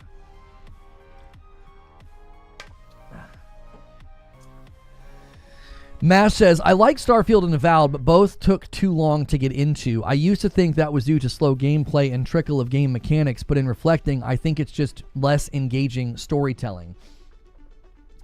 I think that eventually I'm going to have to make some kind of a movie. I just read movie in the chat. That movie is old. I think I'm going to have to make some kind of a video about Death Stranding 1. This is one of the only games, I don't think I've ever said this about a game, I usually say the opposite. I'm like, if you can't hook me in the first hour or two, I'm not pressing on. It's too big of a gamble. It's too big of a gamble. The issue with Death Stranding is, number one, you're dealing with Kojima, and Kojima just kind of, he's just going to do whatever he wants to a certain degree. But also, you're dealing with a game that has systems on top of systems on top of systems on top of systems. So you have to go through a fairly lengthy onboarding process. And when the fog of that lifts and the game sort of emerges, I think the experience is pretty remarkable. But the thing is you've got to convince somebody to put that kind of time in. And I personally think that's a lot for me to say and to ask of a person.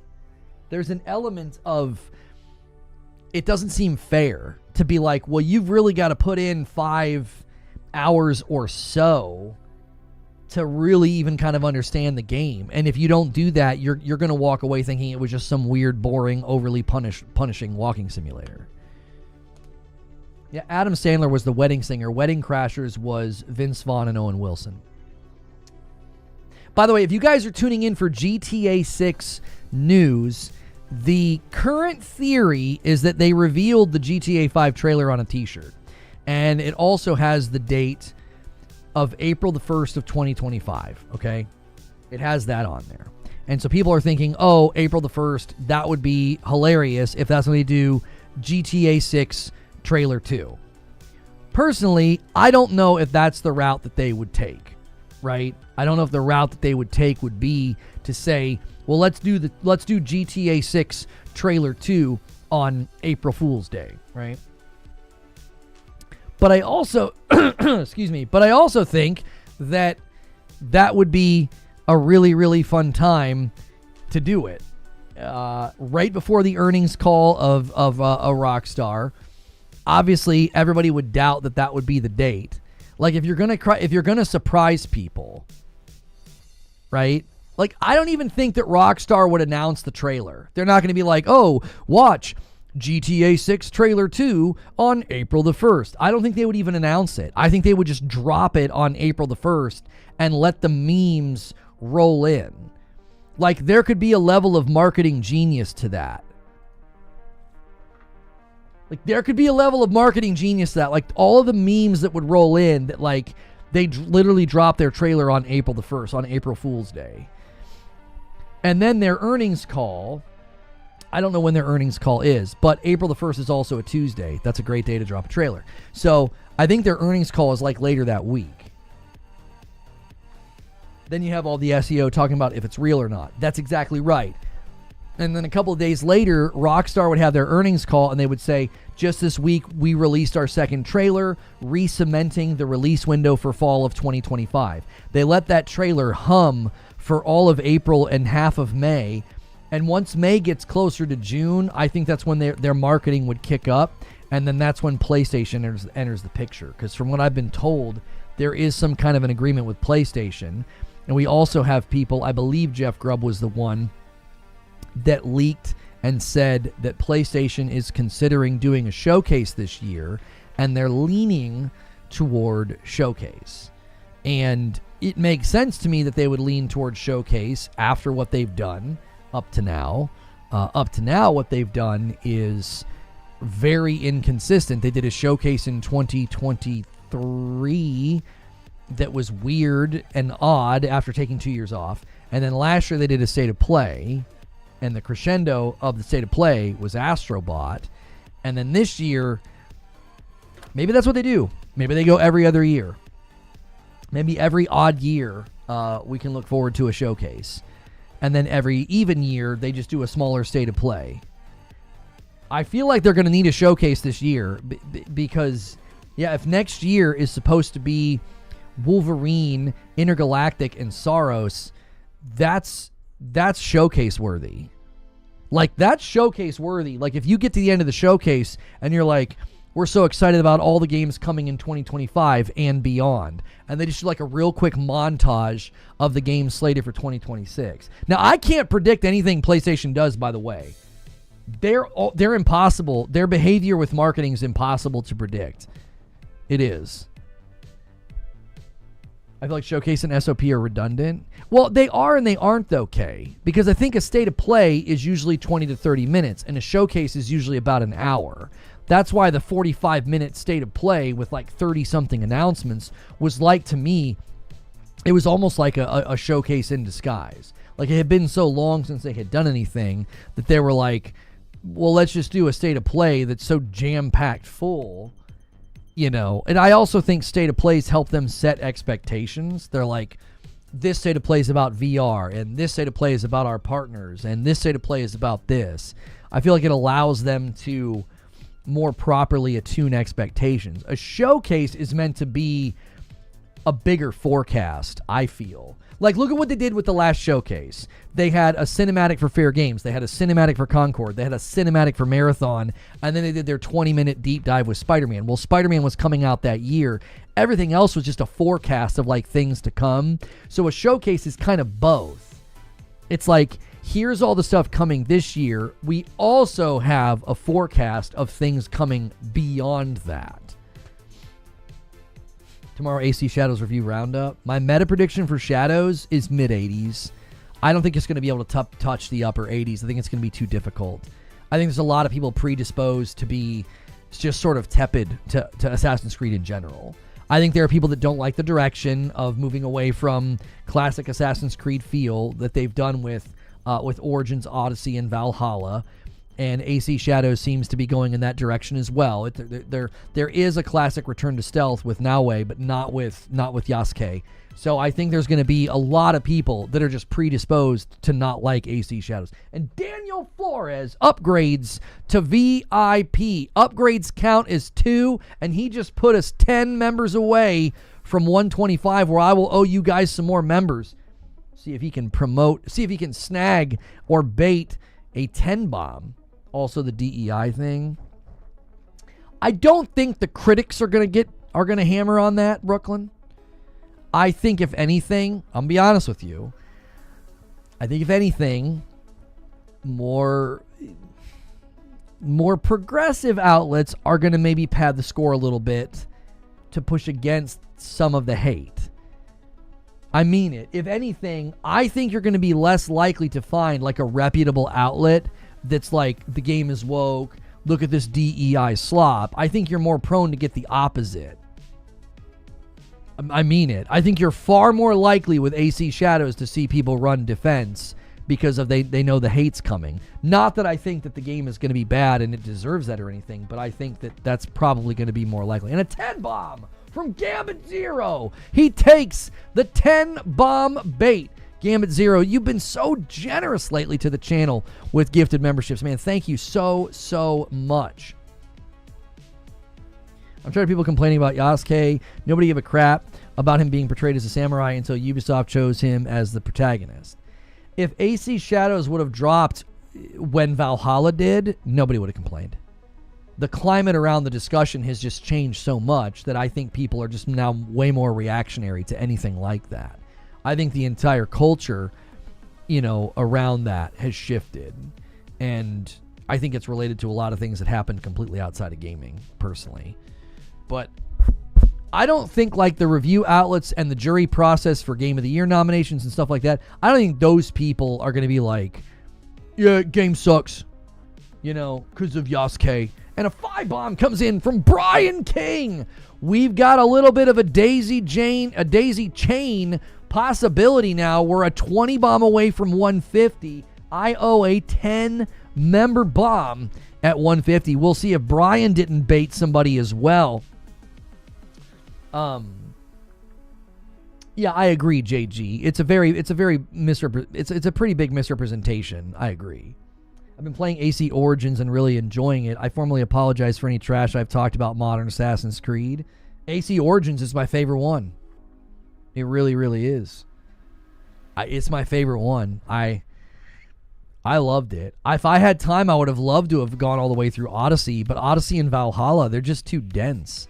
I would not have been able to play any other game for 6 months or more to get through each of those games.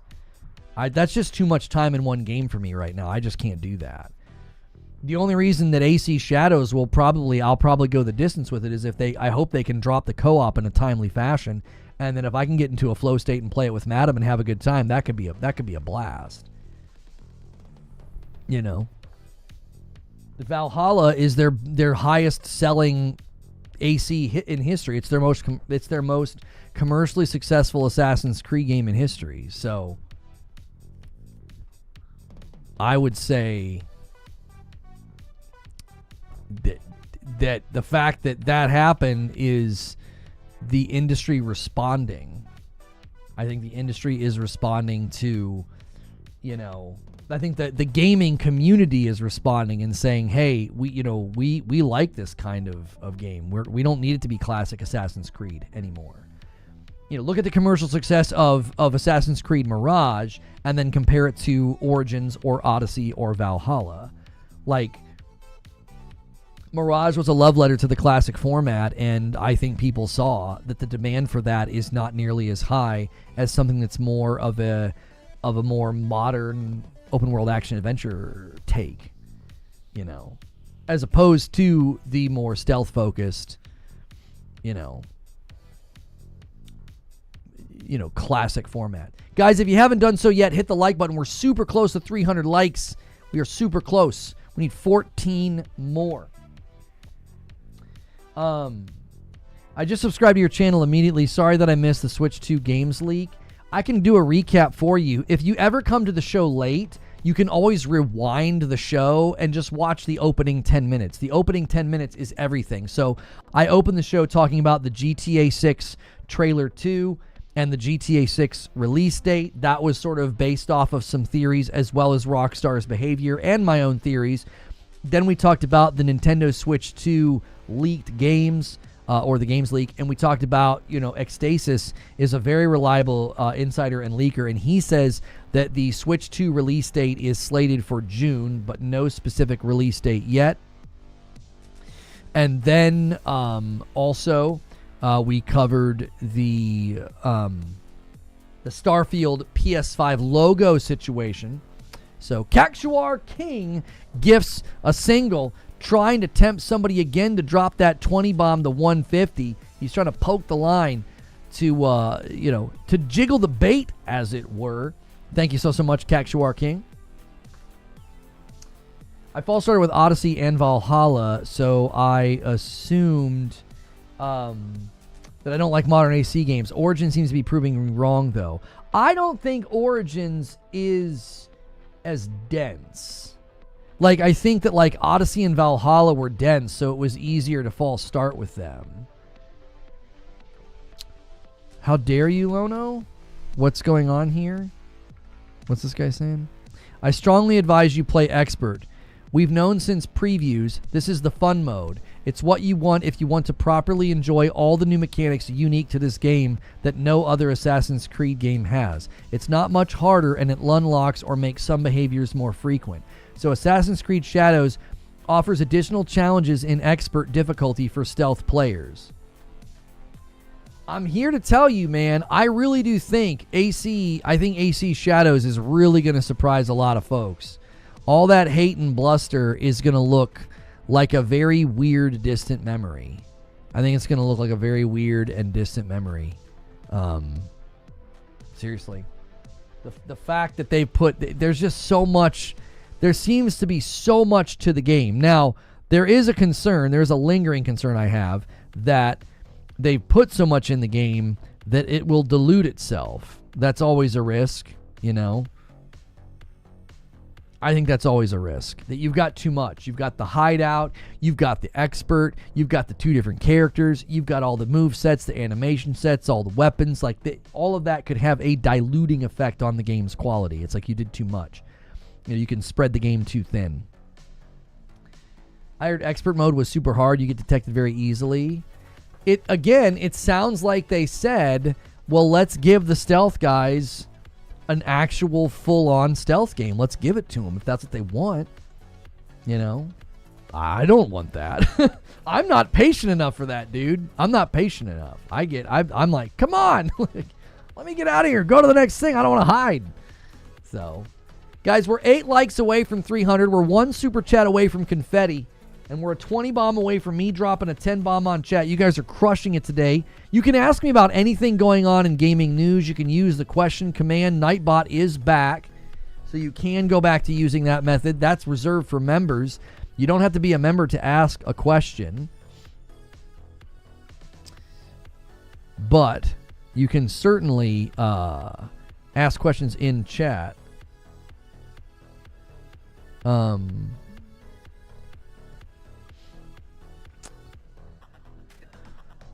Sorry, I thought there was something in the feed about a game we had been covering, but it's a different game. Okay. Story with Ezio is peak AC, at least for me. I liked the story of Bayek in Origins. I thought they did a great job. I can't wait to see games on Switch 2 using DLSS. I don't know if the Switch 2 has DLSS. I feel like the Switch 2 has something like DLSS from everything that we've heard.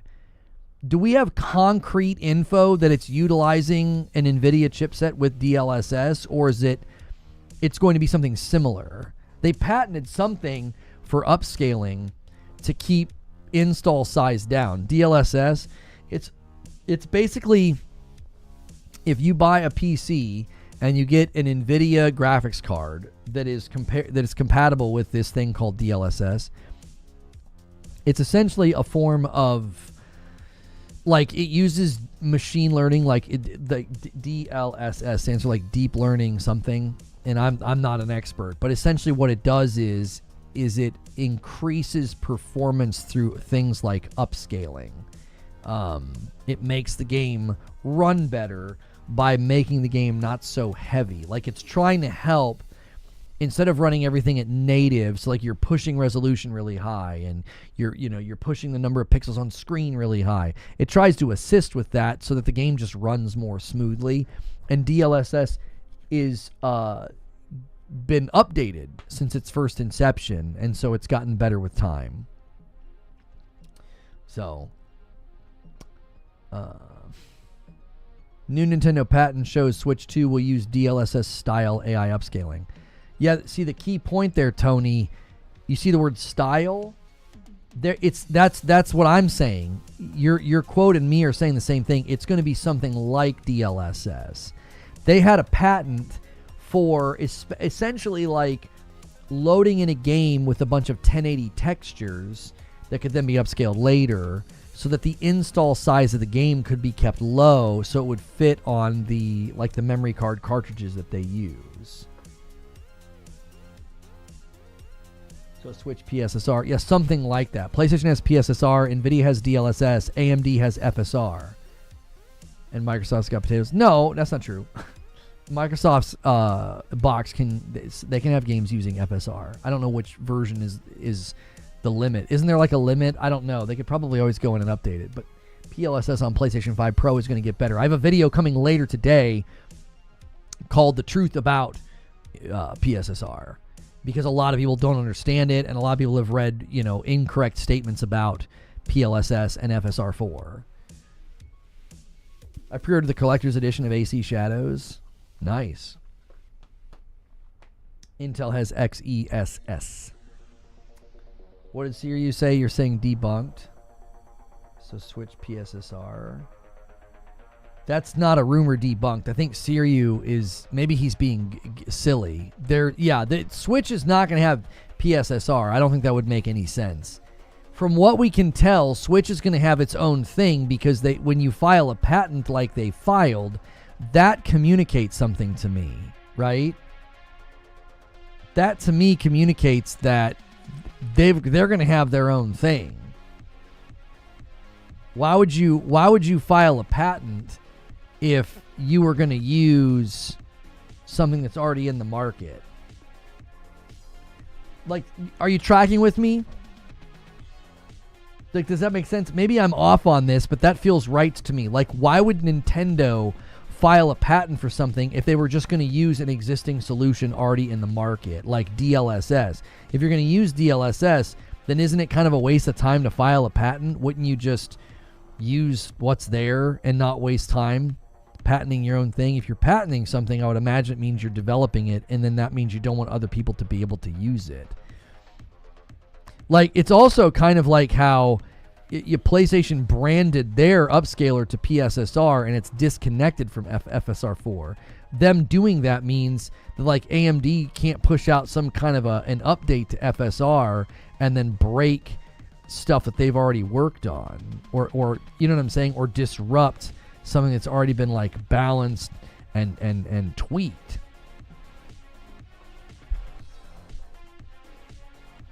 It's Nintendo to file for stuff just for the sake of it. I don't know. Nintendo filing for a patent communicates to me that if Nintendo's filing a patent for some kind of an upscaling technology, then that means they came up with their own thing. DLSS has its own distinct texture compression machine learning solution. This isn't just a piece of the whole DLSS puzzle. Both sides have access to FSR 3.1. It's just barely used. It's available in 3 games: Immortals of Avium, First Descendant. Black uses it internally for frame gen. Oh, Black Myth. I'm curious what kind of performance options we're going to get on First Berserker Kazan, because, like, that, man, there's a great video on Twitter that I posted. Really, really good insight into the combat. It's like 7 minutes long. And I believe that Ben Starr is narrating it. Doesn't he do a voice for that game? Anyways, it's a basic battle guide. It's like 8 minutes long. I'm like, man, this game looks so good. But there's just not a whole lot of performance options. And it's a pro-enhanced game. So I'm curious what that's going to look like. Because the demo, you have nothing. I can't really change anything. And there's a natural motion blur in it that I don't like. Nintendo may have their own version of part of the DLSS stack while using other parts of off the shelf.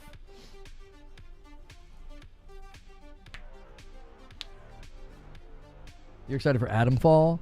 It seems like a lot of people are excited for Atomfall. I think that the Fallout crowd has been kind of, hankering for a new game, and it seems Atomfall is really striking a chord with people. Those are really... I liked Fallout 4 back in the day. I put like over 100 hours in. But I don't know if I could... I don't know if that kind of game appeals to me any longer. I don't know. I'm definitely going to try it when it comes out. I'm definitely going to try it. Nintendo uses NVIDIA, so it'll be DLSS Lite. Maybe they did something similar to what Mark Cerny and AMD are doing with PSSR. Maybe they worked with NVIDIA to come up with their own solution, and then they patented it. Like, I don't know if PlayStation has patented PSSR, but they branded it so it's their own. It's like their own proprietary tech that you're not going to see anywhere else.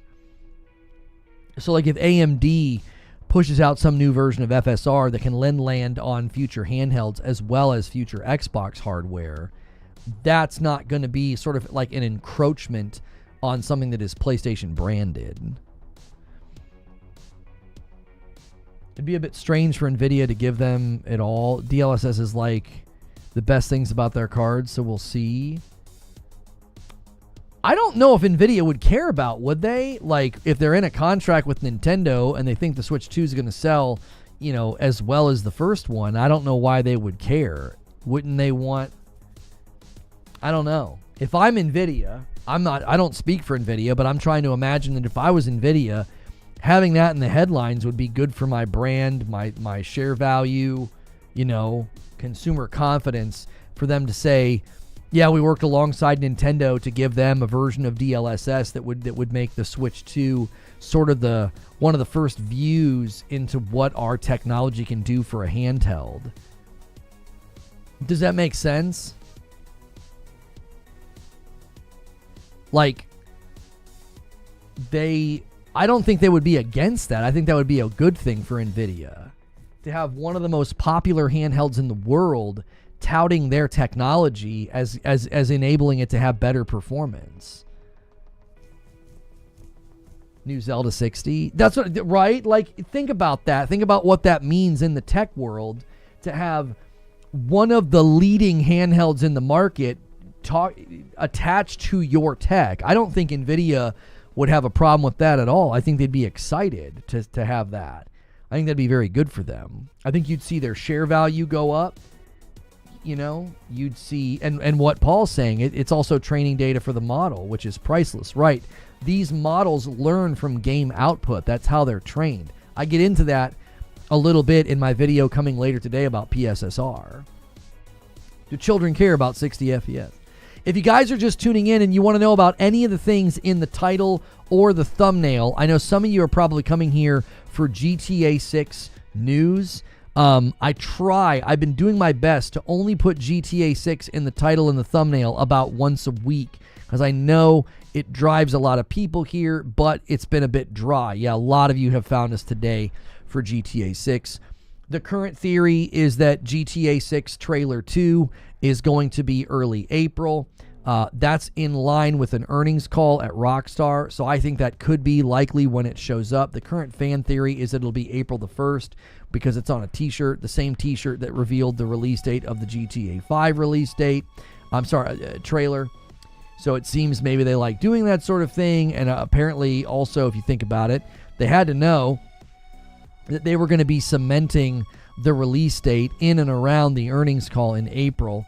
According to my source that has been very reliable and has hit a lot of bullseyes lately, GTA 6 marketing will begin in May, and there is some kind of a tie to PlayStation.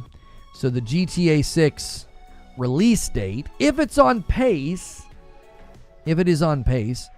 to land earlier this year, then I think that trailer could show up in April as the new fan theory predicts, so that way they could kind of like let that trailer hum for an entire month. How many people here are going to play GTA 6 as well? Like, we're obviously going to try and set up the Discord for the members to have a place for people to connect. I'm obviously not sure where I'm going to land with it with respect to like longevity, because GTA 6 gameplay could be, mind-blowing, but it might just not be for me. Here, okay. I got into a bit of a discussion about Game of the Year on Twitter with Jen from Windows Central, and she said that, she thinks Expedition 33 is getting Game of the Year, and I said that is one game I've continually said could sneak up, and that also I think it's Death Stranding 2. I think Kojima took the front position, and there were people that replied, and they're like, we're really, they were surprised that neither of us had said GTA 6, and I was like, I really think that GTA 6 Game of the Year 2025 is, to me, I think that's really going to be hard for them. It's very easy for Grand Theft Auto 6 to get a very tepid response from the press. All it takes is a portion of the gaming press to be more tepid and to be like, it was fine, or it didn't live up to the hype, or, I feel like there's almost too much. The expectations are so high. I think it was Eugene who said this like last week, that the odds are stacked against it because the best thing they can do is meet expectations. I think it's unlikely that anybody walks away and says, oh, GTA 6 exceeded expectations. The expectations are pretty dadgum high already. And so, to me, it stands to reason that the best they can do is meet expectations, which means you might just get like an 8 from a lot of outlets. Yeah, it's good. It met my expectations. It's what I hoped for. It's what I expected. 8. And a lot of 8s can really, a lot of 8s and a couple 7.5s can pull your score down super fast. It doesn't need to exceed expectations for people to score it high. No, that's not what I'm saying. I'm saying, based on my experience with the gaming press, if something meets expectations, it can cause a more tepid response. They're like, oh yeah, it's like an 8. When something blows you away and you didn't expect it to blow you away, you're like 9. You're like heaping on the glowing praise. Like, I think psychologically, people are more prone to overpraise or really mark a game high when it goes beyond what they expected. If it meets their expectations, I think it's a lot harder for the game to do well in the scoring process. I'm just talking about the scoring process. I'm not talking about the actual quality of the game. I'm saying if you disagree, have you read the reviews of how these review outlets score games, Lone Wolf? Like, remember when we went and looked at Liza P? Like, go look at the Liza P reviews. There were people that gave it a lower score because it was too similar to FromSoft games. I was like, what? The way some of these outlets will take points away, I don't know, man. I also think what's working against GTA 6, there are also a lot of people that review games that, you can't ask for a membership. Stop. A lot of people that review games, a lot of the times, they'll review a game that they're like really isn't in their wheelhouse. Like, it's not really in their wheelhouse. It's not their cup of tea. And that also can hurt it. And I wonder if GTA 6 is going to fall into that category of like, it's not like, an example I would give is like racing games, sports games, fighting games. I think sometimes people play those games and they probably aren't the best suited to review it. And then it pulls the score down. GTA 6 is going to get a 94 or higher on Metacritic. There's no reason to doubt that it won't. The last 3 games Rockstar has made are in the top 10 highest rated games of all time. I don't know. I'm not saying that it won't be. I've been choosing my phrasing very carefully, right? So don't misunderstand what I'm saying. I'm saying it's incredibly easy to pull a game score like that down. Hear what I'm saying. I think you guys are fixating on the wrong thing. You keep thinking that I'm saying it won't be worthy of it. It won't get a good score. That is not what I'm saying. I'm being very, very careful. And I guarantee you, if it scores well, a bunch of you are going to come back in here and think you got a gotcha on your hands. I have been very careful in how I've talked about this. I've not once said that it will receive a bad score. I've not once said that it won't get a nomination. I've continued to say it's really easy to have your score pulled down. It's extremely easy.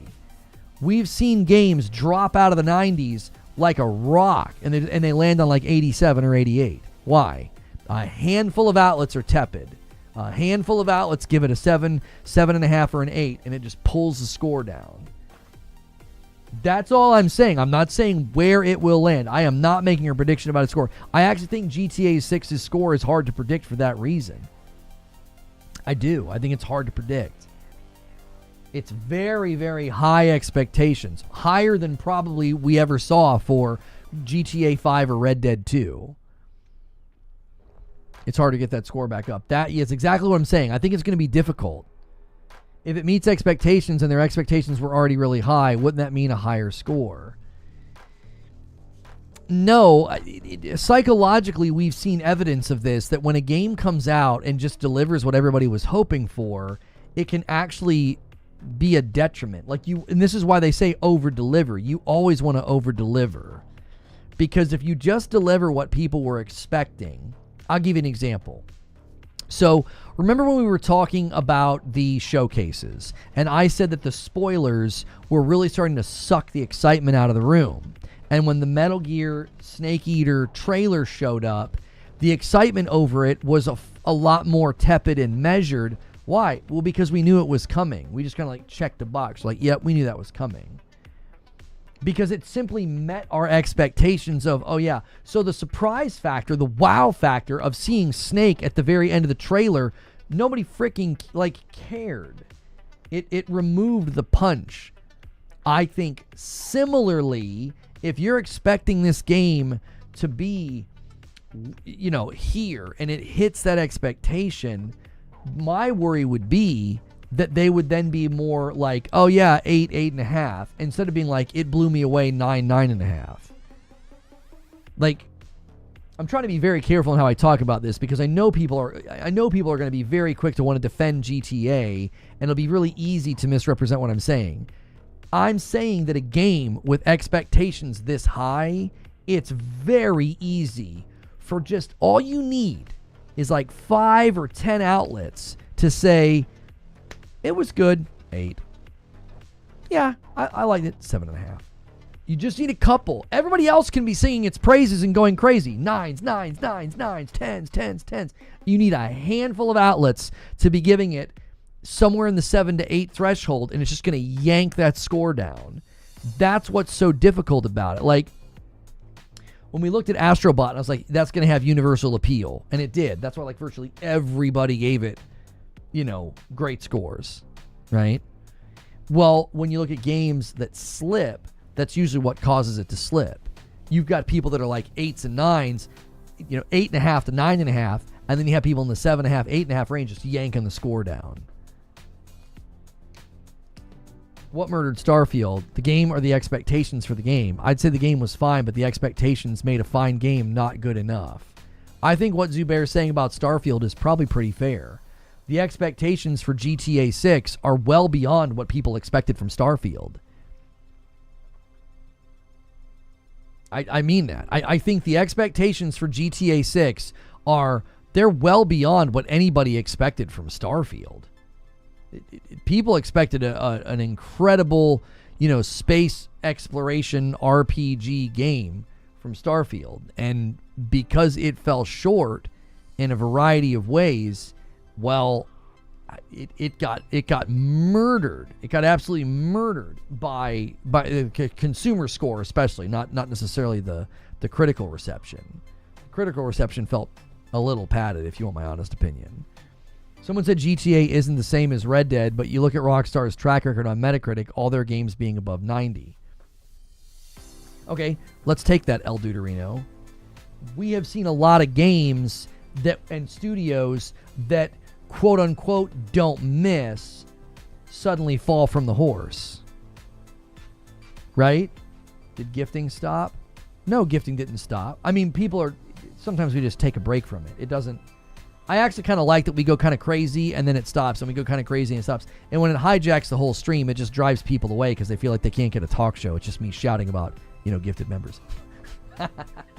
Hotshot's like, did the gifting stop? Boom! And a 5-bomb from Hotshot. He's like, no, it didn't stop. I'm going to ask the question, and then I'm going to deliver the answer. Thank you so much, Hotshot. I could care less about GTA. I'm just saying, we've had a lot of studios fall from grace recently. We've had a lot of studios that don't miss, brands that don't miss, games that don't miss, and a 5-bomb from Sneaky Wolf. A little 5-bomb member train starting out of nowhere. Thank you so much. This is one of the strongest starts to the week we've had in a long time with memberships. Thank you guys so much. We got a video coming later today about PSSR, the truth about PSSR. That video is coming later as an upload. We'll do that before Green Room. That's a great reason to be a paying member. If you get a gifted member, you can always upgrade to Member Plus for $1, and then you get that end of the day segment. Eugene says, even a 96 meta doesn't equate a game of the year. The jury has to be impressed. That's why I also said if it delivers, that question is in the air, but I won't bet against them. MTO says Green Room is so good. Thank you. Duderino, I would not bet against Kojima. You know what I'm saying, bro? Like, listen. We can all have our opinions about this, but seriously think about how great this year is that we have some of the heaviest of hitters getting in the ring. I mean, let's just say that GTA 6 release date is on target and they don't miss, and it shows up and it's in the fall and it delivers right at what everybody was hoping for, and it gets great scores, right? I wouldn't bet against Kojima. I wouldn't. How many Game of the Year does Kojima have? Well, we could ask about nominations, right? Because I think Rockstar's in a similar situation. Lots of nominations, right? Always a bridesmaid, never a bride. I think they both, that's what I'm saying. I think they're both heavy hitters. I think they both have a ton of Game of the Year nominations, historically speaking. I don't know the history. I don't know if Kojima has a bunch of wins. I'm actually ignorant on that. I don't have like every single, Game of the Year winner in my brain. I'm pretty good at recollecting things, but not always. Like, I make mistakes. I misremember things.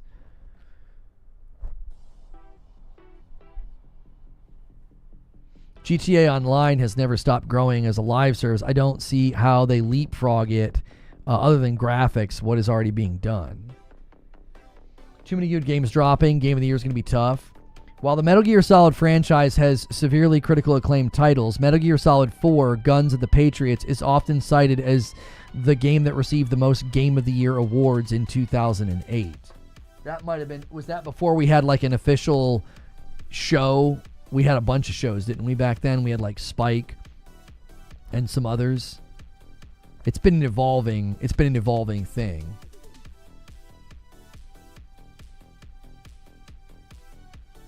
Death Stranding needed people to catch up, which is why it became something of a cult classic. You know what's crazy is that's all timelines are right now. Every timeline like is people either going back to or trying Death Stranding one more time. Like I'm one of many, many people that are doing that. One of many. Lots and lots of folks are like, I went back, I had to go back, I had to revisit, I had to replay, I had to give it a second shot. You know? And I think that's great. I think it shows. It's kind of like it's kind of like the way that they. It's kind of like the way that they handled Returnal.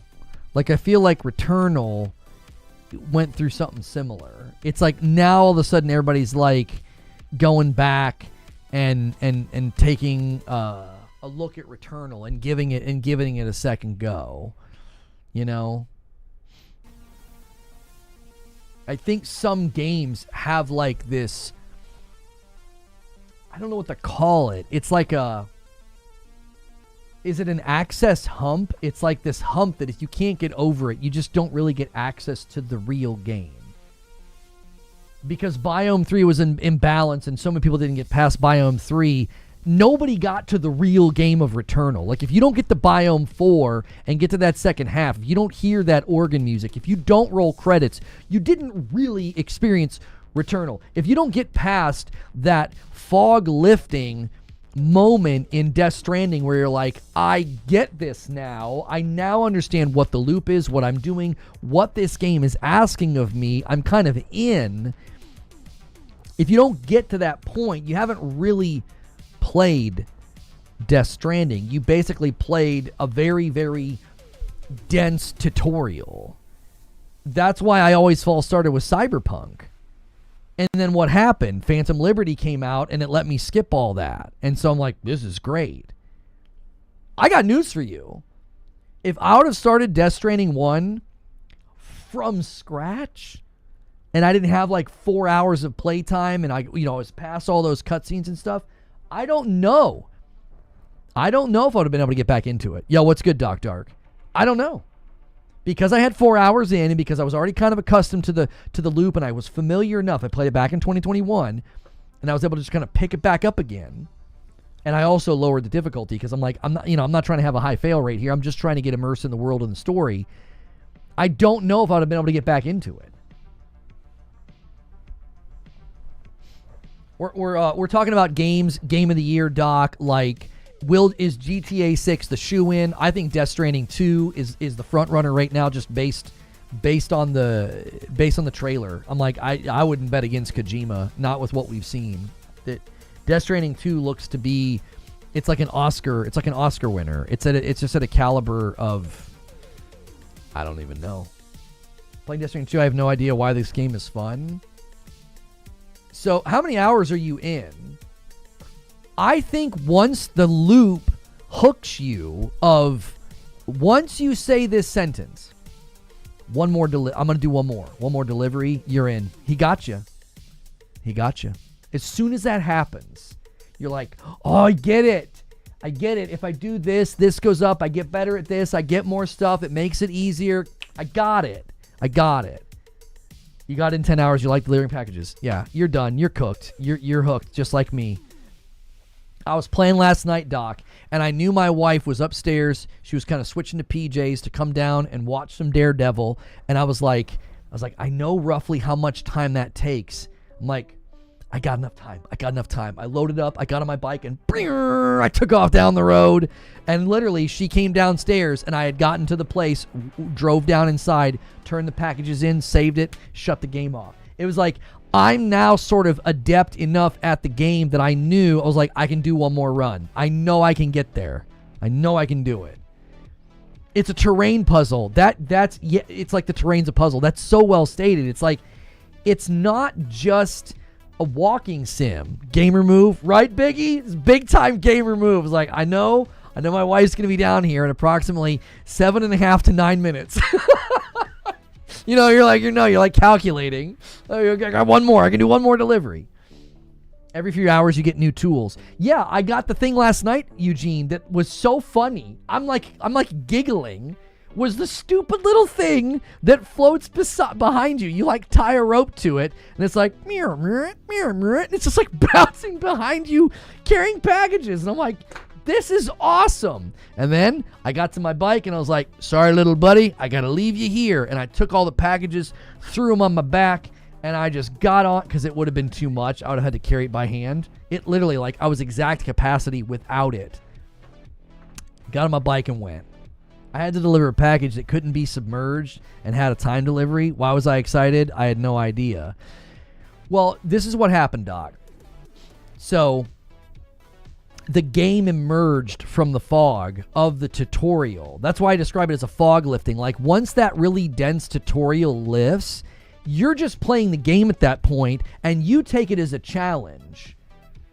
Right? It's like when you go into a boss fight and you're like, well, now I have double jump, or now I have parry, or whatever. And you're like, I can beat this boss with this new stuff. So you hear, oh, I can't submerge it and I got a time limit. And you don't have to think about all the particulars. The particulars have now become background. They're a subtext. And you're like, I can do this. I can beat this. I had one that literally said, 0 damage, time limit, kind of a similar thing. And I thought, I can do this. I can beat. I can get the points. We waited so long to have this combo with you, breaking down this masterpiece. Well, and you guys tried to get me into it back in 2021. And if you remember on this channel, we were trying to figure out a way for me to do gameplay in the afternoon, which is impossible now because we do green room and we do, we plan the game. We plan the next day's game coverage in the afternoons. So we can't do that in the afternoons. And so I was playing it and I was like, this game's not going to work, right? This game's not going to work for afternoon, gaming sessions. The people benefiting from my roads and tools, you're welcome. Yeah, that's the next thing I kind of want to experiment with is, claiming materials and investing in the roads. Because that's the one part I'm getting confused by. I'm like, so I'm reclaiming the material, but the materials are here, but I have the materials. I don't understand. And it's like a communal thing. It's like I'm dumping materials in and so are other people. Maybe we'll get the Armored Core convo in 2030. Now, to be fair, Eugene, this is a game that I put on very easy, which has significantly helped with my immersion. You followed me enough to know, my personality. If I'd have jumped into this game on normal and kept having setbacks and getting killed and losing progress, I'd have hung it up in a heartbeat. I'd have been like, I don't have time for this. I don't have time for this. I got to be able to make progress. That's why I scum save like a mother. Oh my gosh. I did it last night. My daughter saw me do it. I saved it, got on my bike, vroom, hit a bad jump, landed in the water. All my packages went. I'm like, nah, I'm going to reload the save. I'm just going to reload the save. I'm scum saving because I'm trying to get through the game.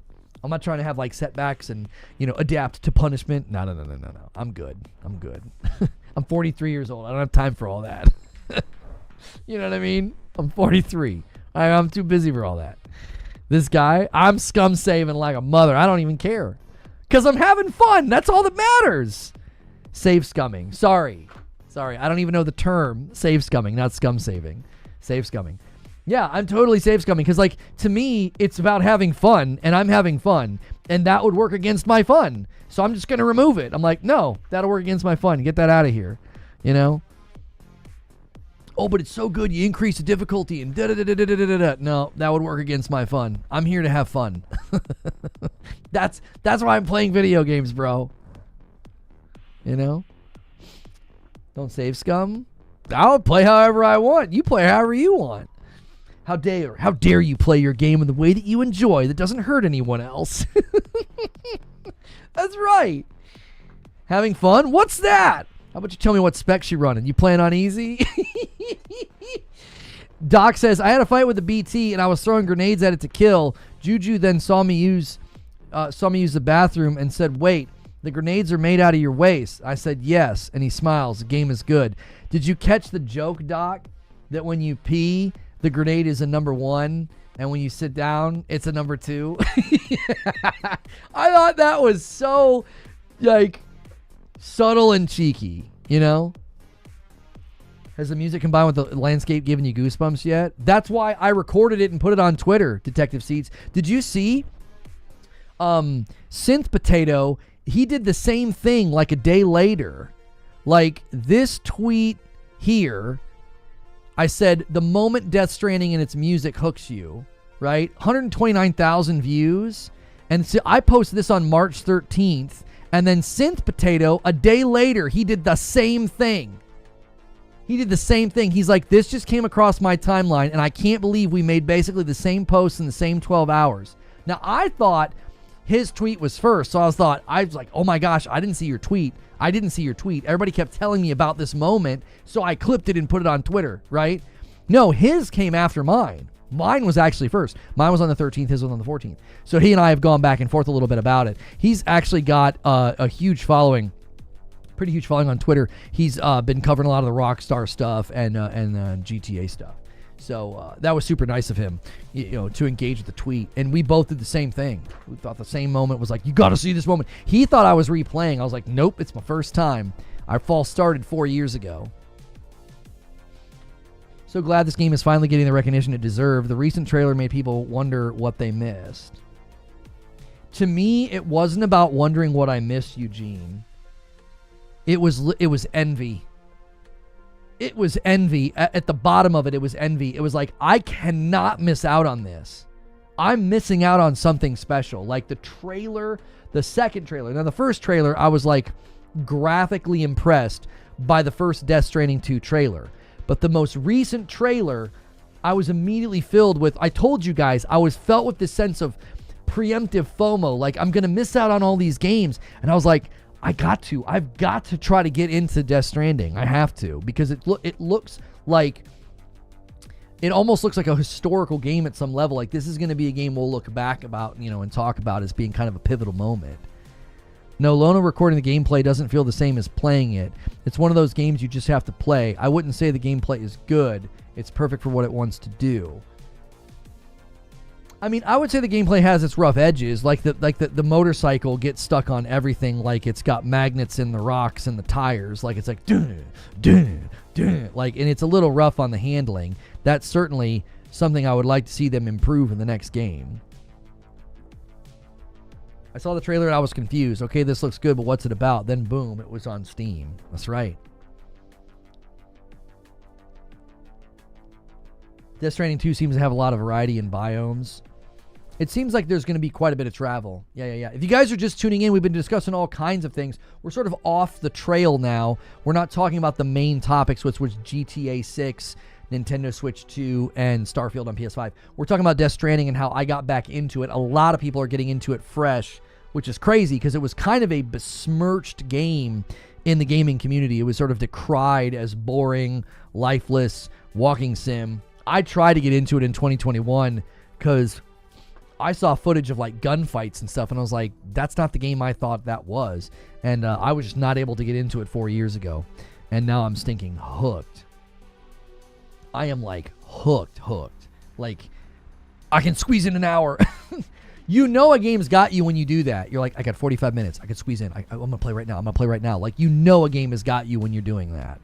It's not like when I was playing like Ender Magnolia. I was looking forward to sitting down again every night and like putting in some time and moving through. Now I'm like looking at the clock and I'm like, I could probably squeeze in some time right now. Let me finish this monologue. Let me finish this so I can go and play. Like, I'm trying to carve out time for it. which I don't get to do that often, you know, which is really fun.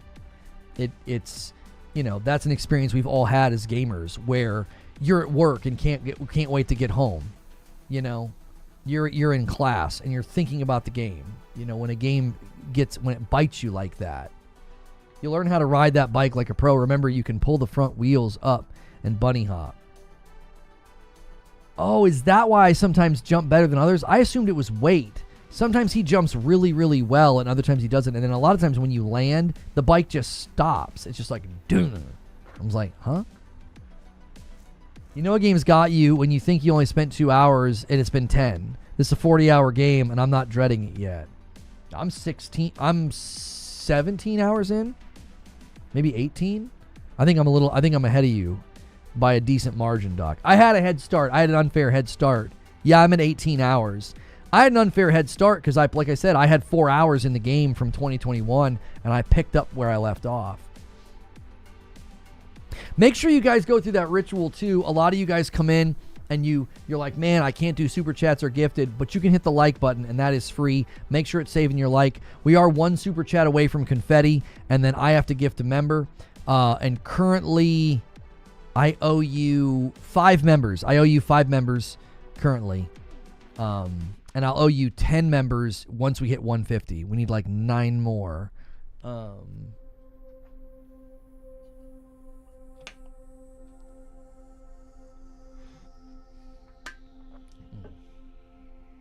You have 115? Jeepers. That's not quick resume. That's a really slow resume. Yeah. If only I had quick resume, legend, I would have been able to finish the game back then. That's good. That's very good. And again, as a reminder, I have a video coming later today. It's called The Truth About PSSR. A lot of falsehood going around these days. A lot of false claims and misrepresentation. And we are going to not combat that with attacks. We're going to combat that with facts and evidence, because those are the strongest and most potent things to use. And that video will be coming later today. And it's got that Kojima jank that's in almost all on the side of annoying, but for some reason you're good with it. I don't feel like I've encountered that much jank. Like other than some of the things with the bike, I don't feel like there's been that much jank.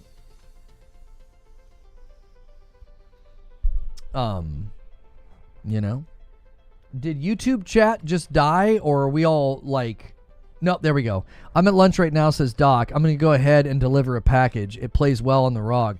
I had somebody say they were enjoying it on their Portal, Doc, because it's not like a game that you have to have like insane fast reflexes in, so you can just kind of like deliver packages, kind of mosey around. So yeah, I had somebody saying they were enjoying it on their Portal as well. If Decima doesn't use PSSR, is that only upscaling? What other features of the Pro is it using? Well, Death Stranding 1's not PS5 Pro enhanced, homie. It's just a director's cut. It's just a director's cut that's been enhanced with like looking better, prettier. I don't know all the stuff they added to the director's cut. I'd have to go back and read. But it's not a PS5 Pro enhanced game. Now, as far as Death Stranding 2, we don't know. We don't know. I would assume that Death Stranding 2 is going to use the homebrewed upscaling that Guerrilla came up with, because Guerrilla and Kojima have worked together to make the engine better and to make their games better. It's actually a really cool collaboration. There's an article about that, how they've kind of worked together. So I would imagine, given that both Death Stranding and Horizon have this very like open, long draw distance, sort of large scope feel, I would imagine that they're going to use the Decima homebrewed upscaling as opposed to PSSR. That doesn't mean that like PSSR is bad or it's crap and it shouldn't be used. It's like, no, there's like 90 something games that are using it. Decima's got a really good homebrew solution. So I would imagine Kojima's going to use that. That's another thing that's been misrepresented about PSSR that is going to be it's going to be tangentially addressed in my video today, that I think a lot of people fundamentally don't understand how the tech works and where the tech is headed. Now, some of that's because maybe they haven't done their own due diligence. Maybe they follow people that are saying things or summarizing things in a way that it can be easy to misunderstand, like if you haven't, done the proper research. So my attempt with the video like today is to say, let's just go to the source. Let's go to the source. Let's go to, the actual people that make the tech and have done interviews about the tech. What are they saying? That's where we should always go, I think. I don't think we should be misquoting earnings calls. I don't think we should be paraphrasing or summarizing and just like changing words. I think there's a pretty consistent and egregious pattern of that within the gaming press, within those who cover gaming, to just decide to, I'm going to paraphrase this in my own way, and then it completely misrepresents what was actually stated. I'm not going to get into the intentions. I don't know why people are doing this. It could just be an innocent mistake. They could just be paraphrasing. Maybe they read a headline. Maybe they read somebody that they thought they could trust and they misunderstood. I don't know. I'd rather just say these things have been claimed. They're not true. Here's the truth. We don't need to get into a debate about, motivation and is there some type of an effort going on, to mislead the public. I think it happens to such a degree, it's hard not to think that there is something going on, that there is some kind of an organized effort to obfuscate and confuse. I felt that very severely during ABK coverage. I felt it a whole lot last year as Xbox was changing its strategy. And now I've really felt it. They're turning the heat up again. It's like PS5 Pro got so much strange coverage from people and strange opinions from people. We're even now seeing opinions that like PlayStation's been the more disappointing platform this gen. And I'm like, what? The world is just so upside down. You can have your own opinion, that's fine. But to summarize the last 5 years in a way to make somebody think that like being on Xbox is a better position right now, I don't understand why you would want the public thinking that. That feels incredibly, that just doesn't feel like a fair take. It doesn't feel like you're accurately trying to tell people what to do as a consumer. Who said the PlayStation's been the most disappointing this gen? I'm not interested in who said it, because then I'll get accused of using someone's name for clicks, which I don't do. So I'd rather just talk about what was said. What was said was essentially that like, that Xbox is in a better position. I don't understand that. I don't. Dollars to value right now, you're so much better off either buying the Pro or a really good PC. I don't know why anybody would try to give the impression that like PlayStation's in a bad spot or disappointing or like Xbox is in a better spot. I'm like, Xbox has basically invalidated any reason to be on their hardware. Cite your source. I don't need to cite a source because I'm not trying to prove something. I'm saying something was said in the public that I don't agree with. That's all I have. I don't need to cite a source when I'm doing that. Citing a source makes sense when you're trying to argue evidentially that something is factual. I'm saying this opinion, this summary was uttered. I don't agree with that summary. I don't agree with that. If you think that you're way better off being on the Xbox hardware, go ahead, I guess. But to like tell the public that that's where they should go, or that's where they should be, or that's where there's more value, I think that that's objectively untrue. You can demonstrate that that's objectively untrue. Because you can buy a Pro right now, and you're going to get Indiana Jones. You're going to get Doom the Dark Ages. You're going to get The Outer Worlds 2. You're going to get next year, from everything we've heard, you're going to get Fable. You're going to get Blade. You're going to get all those games. You know what you're not going to get on an Xbox? You're not going to get Lost Soul Aside. You're not going to get Ghost of Yotei. You're not going to get Death Stranding 2 unless you wait. We're assuming Death Stranding 2 will land on Xbox 1 year, 2 years from now. We don't know. You ain't going to get Wolverine. You're not going to get Intergalactic. You're not going to get Sorrows. You're limiting. See, this is what's so interesting. All this anti-consumer talk. I don't feel like there's consistency at all if you're going to get all anti-consumer and then encourage a consumer to go somewhere where they get less stuff. It sounds like you're anti-consumer.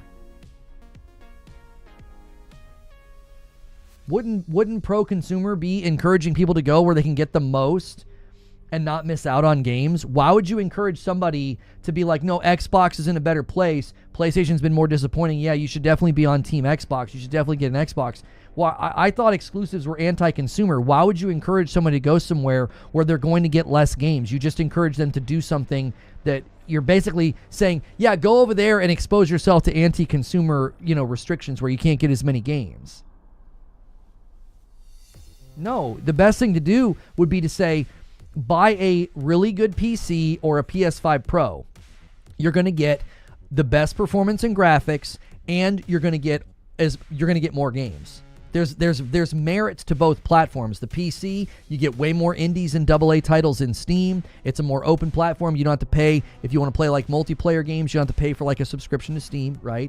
But Steam has to wait for the ports of PlayStation games, right? You're going to have to wait on Yotei and Saros and Death Stranding 2, right? You're going to have to wait on those games, and sometimes you might get a bad port. Spider-Man 2 was not great. Last of Us Part 1 was not great. Recently, Rise of the Ronin was not great. So there's pros and cons there. There's pros and cons to the Pro, right? The $700 and it's just there. It's plug and play. Go, boom. You're getting, according to John Linneman from Digital Foundry, you're getting high-end PC performance in games like Horizon Forbidden West, and then you don't have to wait on games like Yotei and Saros and Death Stranding 2. Yeah, the one quote in particular said that all PlayStation has had is like B-tier games this gen. I'm like, if they've only had B-tier games, then what has Xbox delivered? Because all these alleged B-tier games are scoring better and getting more accolades and getting more nominations.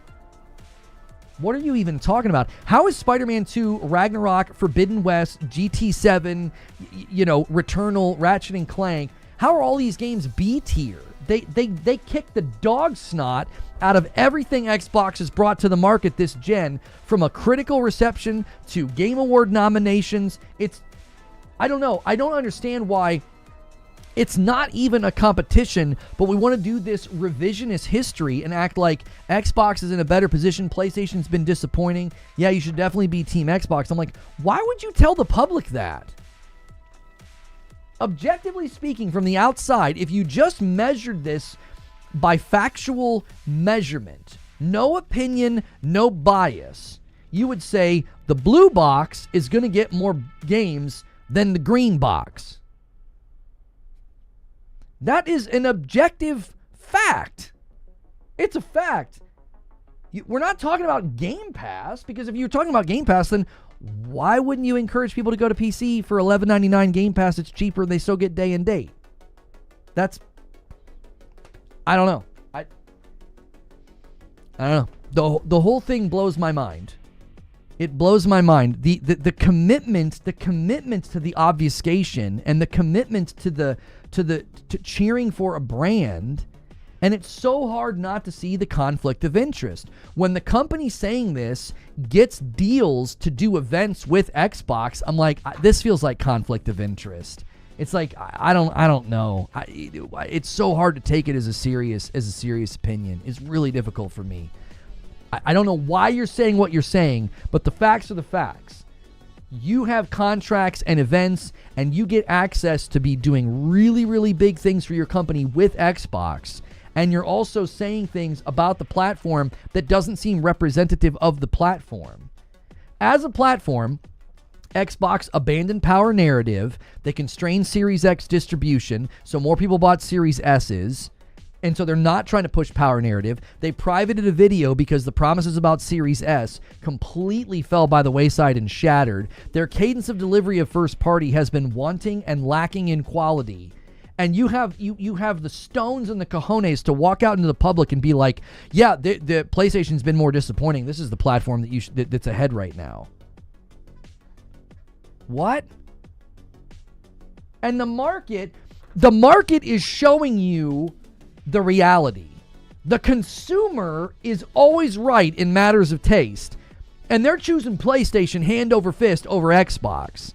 So what? The 75 million people that bought a PS5 are what? They all chose wrong? Huh?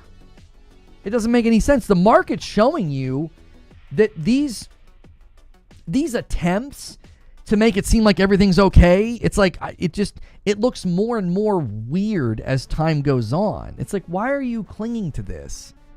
Why not just admit that one team played a better game? My favorite tabloid podcast. Thank you. Thank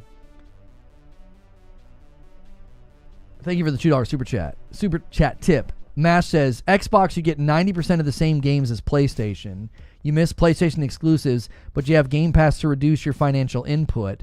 But you also lose on future security of library and currently graphics versus the Pro. Yeah, see, that's a measured take. That's far more measured, Mash, to be like, well, yeah, there's reasons to be over here. But just to flat out act like PlayStation's been more disappointing, I'm like, PlayStation delivered on the power narrative. They delivered excellent first-party games that are all getting award nominations and some of them winning the awards. And they're invested in future tech with Project Amethyst and AMD. And the Pro is step one of that investment that will then not just help developers make better games, but help deliver better games to me from the perspective of performance as well as breakthroughs with machine learning. And it's like, but they're disappointing? And all the games they release are like B tier? What? Like, I don't understand. Like, I feel like there's a difference between saying, yeah, I didn't really like that game, I gave it like an 8 or like a 7.5. That's not the same as saying that Astrobot, Spider-Man 2, God of War Ragnarok, Horizon Forbidden West, Gran Turismo 7, Returnal, Ratchet and Clank, Demon Souls Remake, and let's just throw in a couple others that aren't first-party studios, but like Helldivers 2, Stellar Blade. You think these are this lineup, these 10 games, these are just a bunch of B-tier games? Please list the 10 games that Xbox published and brought to market that are so much better than these 10 B-tier games. Because I would love to play them. Where are they? I just listed 10 games that are award-nominated, award-winning games for the most part. Like, Helldivers won a lot of awards. I don't know if Stellar Blade got that many.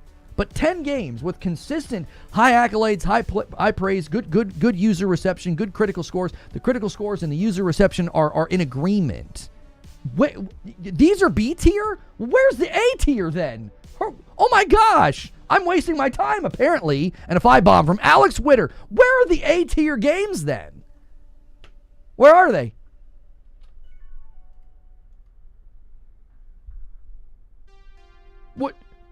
What 10 games did Xbox publish and bring to market in the last 5 years that are at the caliber of these 10 games? You could say Forza Horizon 5, Hi-Fi Rush, and Indiana Jones. I would actually say most of those are not at the caliber of the ones I listed, but they're in the ballpark. Like Indiana Jones is in the ballpark. Hi-Fi Rush is definitely in the ballpark. And Forza Horizon, I would say, yes, that's an A-tier game. It deserves to be up there with the list of games that I outlined. Indiana Jones, art direction, yes. Gameplay, maybe not. But then Hi-Fi definitely deserves to be up there too. So 3. Nothing else deserves to be up there. Nothing that Xbox brought to market deserves to be up there with those games. Nothing.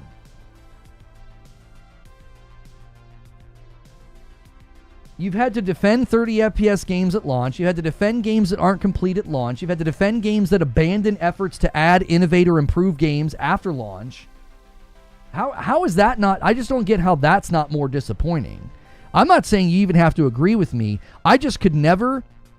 I could never, in good conscience, make it seem like the PlayStation's the disappointing platform. No, Xbox doesn't have a Game of the Year nominee. I think they'll get one this year with Doom. They romanticized the PS4 gen disingenuously to drive the point home that PS5 games have mostly been remasters and remakes. Yeah, and that's also a lie. Why do people, oh my gosh. I don't get it. That's why my mind goes to motivation. And I know we're not allowed to do that. We're not allowed to presume as to why somebody would do this. But I'm like, why else would you so consistently say things that are not accurate? Why? What are you getting for that? What are you getting? What are you trading for that? That's the question. You're saying things that aren't true and don't represent the market and don't represent the way that games have come out for PlayStation. What are you getting for that? I don't understand. Are you is it audience capture? It could be audience capture. I don't know. Audience capture is the idea that if you go against your audience, your content, your clicks or whatever will suffer. So it could be audience capture. It could be as simple as that. It's like, I don't understand what's going on. It's like, why wouldn't you just speak objectively? You can say after you speak objectively that you still prefer Xbox. I'm okay with that.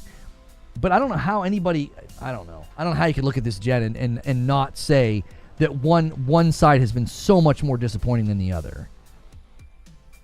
10 spot from Alex makes it rain confetti, and I got to bump the member count by 1. We're waiting for it to hit 150, and I'll drop the 10 bomb that I owe you. We need 3 more. I'm going to bump the line. I always pay it forward back to you guys whenever you guys do the 5 super chats. It's a great way for me to turn back around and to say thank you for your contribution to not just what I do every day, but to the community as well. I will gift a member. I will reset that super chat goal because I know some of you guys prefer to do super chats over gifted members.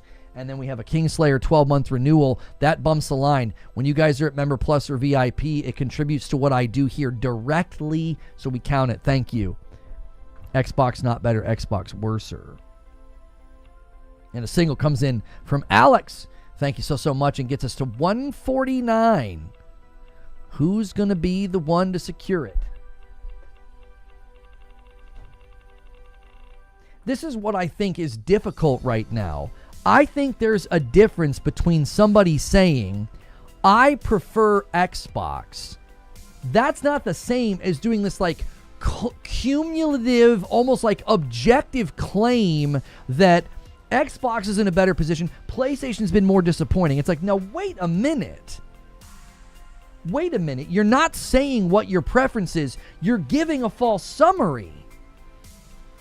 I feel like that's different. I feel like it's categorically different because people are watching this, view this as like an authoritative claim, and it's like, oh yeah, PlayStation's a disaster this gen. It's like, what?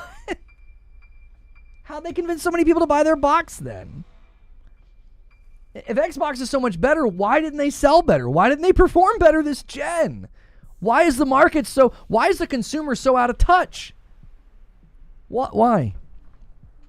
If we're talking about from a critic and a user score reception, sure, I would rather play Starfield or Avowed over any of the PlayStation 1s, but that's more what I enjoy. Right, so you wouldn't try and claim, Lone Wolf, that like PlayStation's just put out a bunch of disappointing games. You would say they've put out games that aren't for me. Again, because you see a difference between making sort of this sweeping qualitative judgment and basically just saying what your preferences are.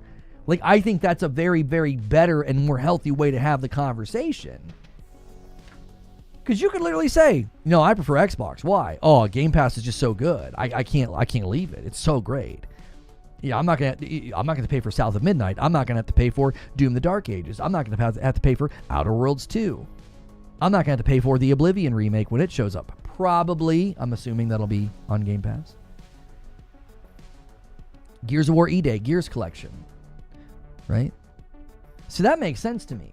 Because you're talking as a consumer and you're talking dollars to value. But I don't know. Maybe I'm too rigid with this. Commentator, right? Gaming press is above that, especially when they speak in sort of a culmination sort of way. You're talking about the gen that we're in, you know, and you're kind of stacking up what both platforms have done. That to me is different than saying, well, as a consumer, I got to stay on Xbox, man. Game Pass is great. Game Pass is really delivering on the value for me still. Even after the price increase, it's still delivering on the value. This is one of the reasons why we're doing a video today called The Truth About PSSR. Because there has been a strange and seemingly intentional effort to obfuscate and misrepresent what Mark Cerny and AMD recently announced with FSR 4. And rather than try to figure out why everybody is misrepresenting it, I'm simply going to say, here are a bunch of statements. They're not accurate. Here's what the source said. You decide. You decide. We're going to save ourselves a whole lot of heartache and frustration if we just ignore, like, the idea of, like, well, we've got to call people out. Like, no, we'll just go with what's stated. This is what was stated. We don't need to get into who said it. We just say, this was stated, not accurate.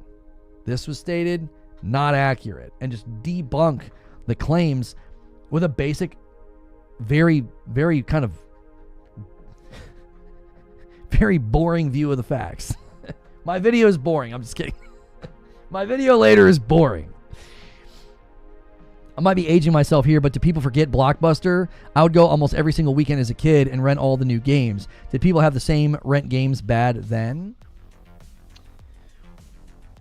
I think the difference there, Jake, was that was an established sort of touch point to games because games and access to games was so different. So you didn't have YouTube, you didn't have review embargoes, you didn't have like the ability to, like, the day a game comes out, to just like watch somebody play it. You were basically going to the store and saying, according to inflation, you're like, here's $100 to $120. Let me try out Clay Fighter 63 1/3. Or you could go to, as I did, I went to Tip Top Video. I would grab the little dangling thing. And if it was the little dangling thing was there, I'd grab the little dangling paper thing, and I would take it up to the counter, and I would rent the game for, $5 or $6. And you got to think, $5 or $6 to play a game for a weekend compared to $70 or $80, that was a steal. It was like, I could rent this game 10 times, and I've still saved money. You could rent a game for $50. You could rent a game for $50. You could do it like 10 times and beat the game. And then you don't need it anymore, right? Depending on if you wanted to own it or not. Maybe you just wanted to roll credits on it. So, again, that's how I look at it back then. Like, renting was very, very different than Game Pass is very, very different than, like, going to Tip Top Video and in a singular moment saying, here's $5, let me try out the game. And I could just kind of do that whenever I felt like I wasn't sure about something. Game Pass delivers that, but it is very different. Like, you're paying to actively engage with games in a very non-ownership sort of way. The minute you cancel Game Pass, all of those games vanish. They're gone. It was $3 for games. I feel like it was around $5. I can't remember, Matt. I really can't remember how much it cost. I think it was $3 for a day or $5 for the weekend. Like, if I did the 3, I think I had to, like, bring it back the next day before they closed. But if I did 5, I could keep it for the whole weekend. It was something like that. We would always go after school on Friday. We would walk to Tip Top Video. The minute you return the game, same thing. I can't believe we're arguing a false equivalency of renting a game in the 90s to subscribing to Game Pass in the 2020s. Like, the level of false equivalency here is so deep. You can't think it's the same. You can't. I can wait to buy a game and have a super robust and complete picture of the game before I buy it, and I don't spend a dime.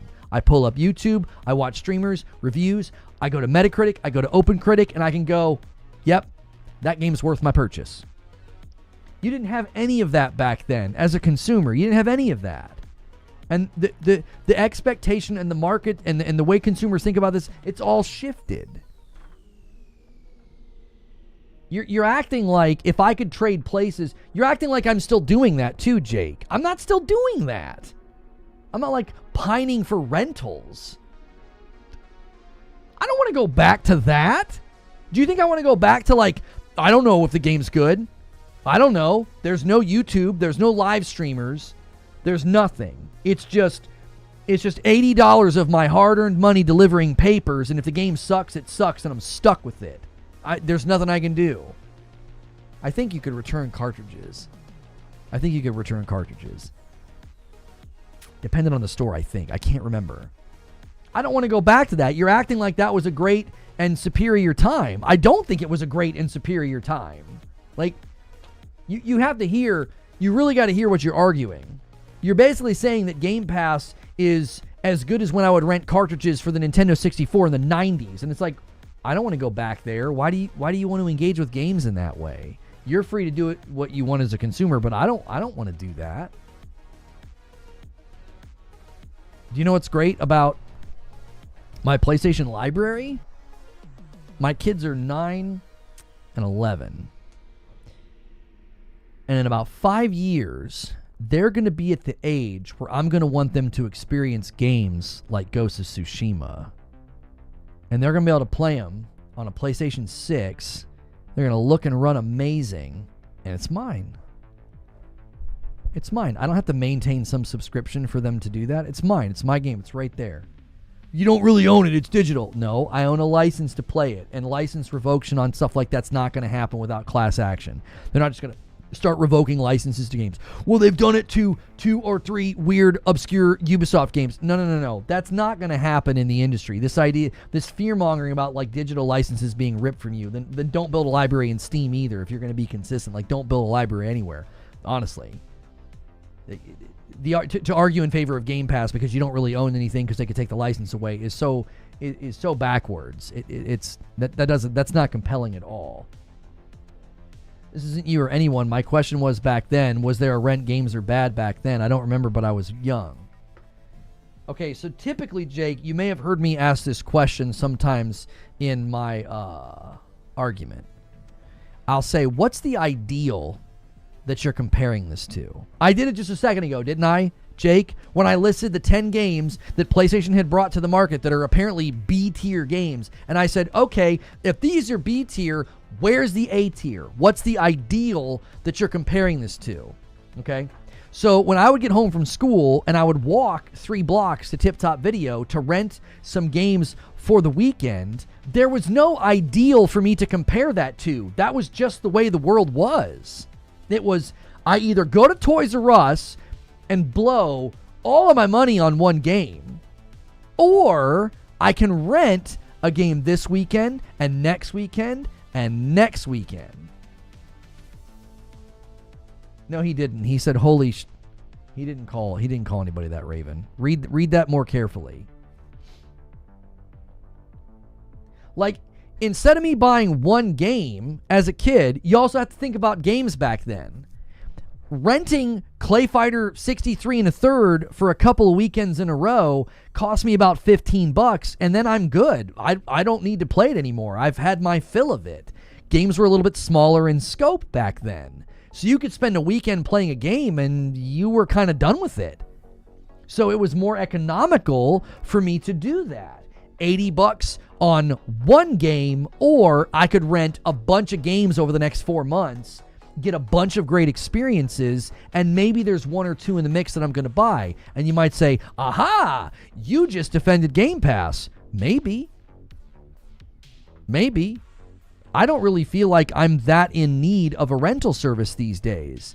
I can usually tell by trailers, gameplay trailers, previews, and reviews if a game is going to be something that I would enjoy. Now, something that would make all this a whole lot easier is being able to return games digitally as easy as I buy them. That's what I appreciate about Steam. I think there should be, consumer protections at a governmental level. I think that the government should step in and say, if you're going to sell digital goods, you should be able to refund it as easily as you process the transaction. That level of consumer protection is lacking. If that level of consumer protection was in place, this isn't even a discussion. This isn't even a discussion. Do you want to know what would happen if that level of consumer protection came down? I could buy a game like Ender Lilies, and if I get an hour and a half in and I'm not vibing with the iframes and I just want to skip to Ender Magnolia and I get my money back, do you want to know what that devalues almost instantly? Game Pass. Game Pass value plummets if you're better protected and can just refund a game. Think about what I'm saying.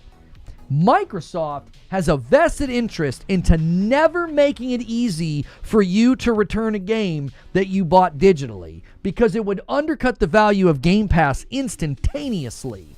You could spend a weekend, buy a game for 50, 60, or 70, play it for an hour and a half, didn't like it, give me my money back. Buy another one, didn't like it, give me my money back. And guess what? You ain't spending $20 a month anymore. PlayStation's the same way? In what way? What do you mean?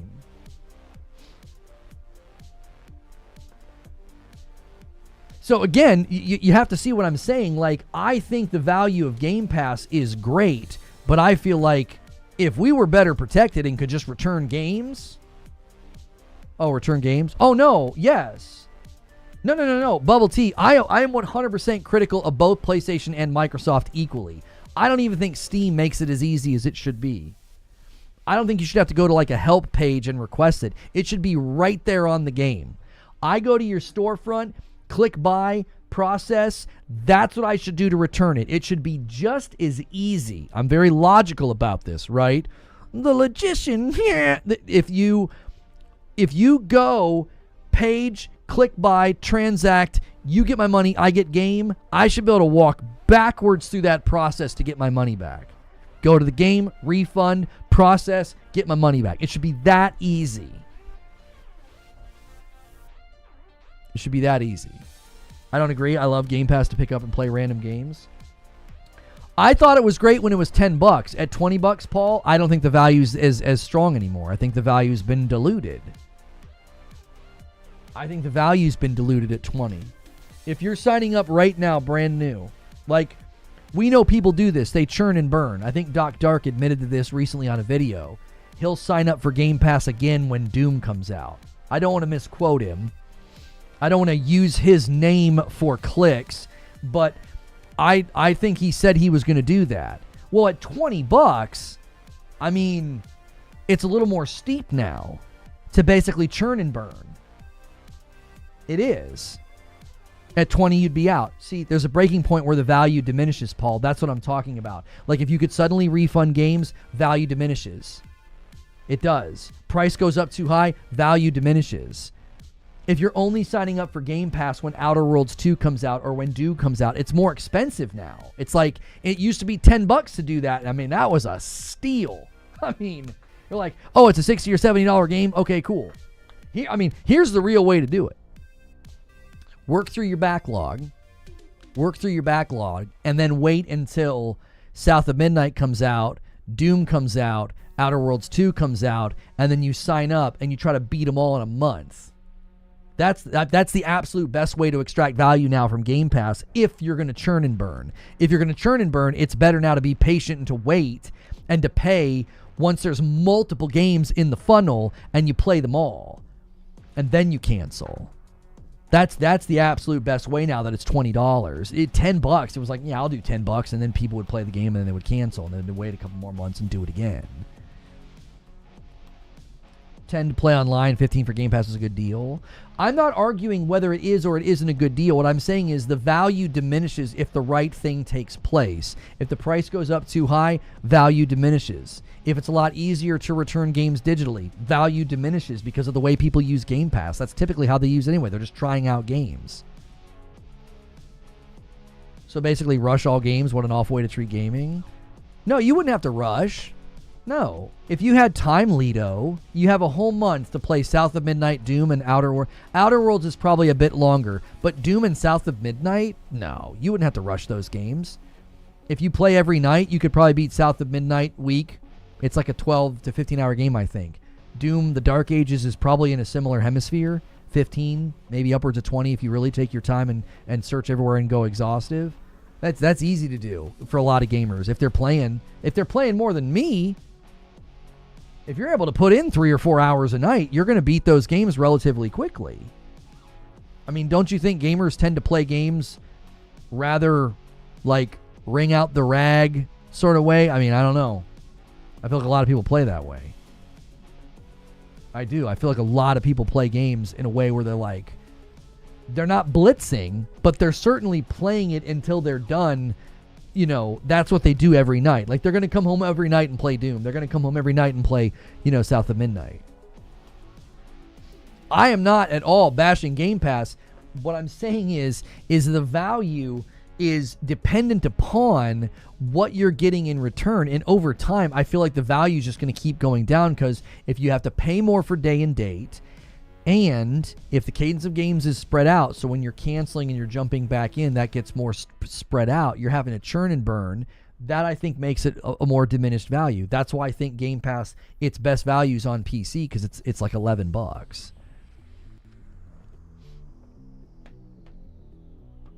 Yeah, Game Pass Core was them converting all of the Xbox like Live Gold people. It was like 9 million people or something like that they brought over, and they converted them to Core.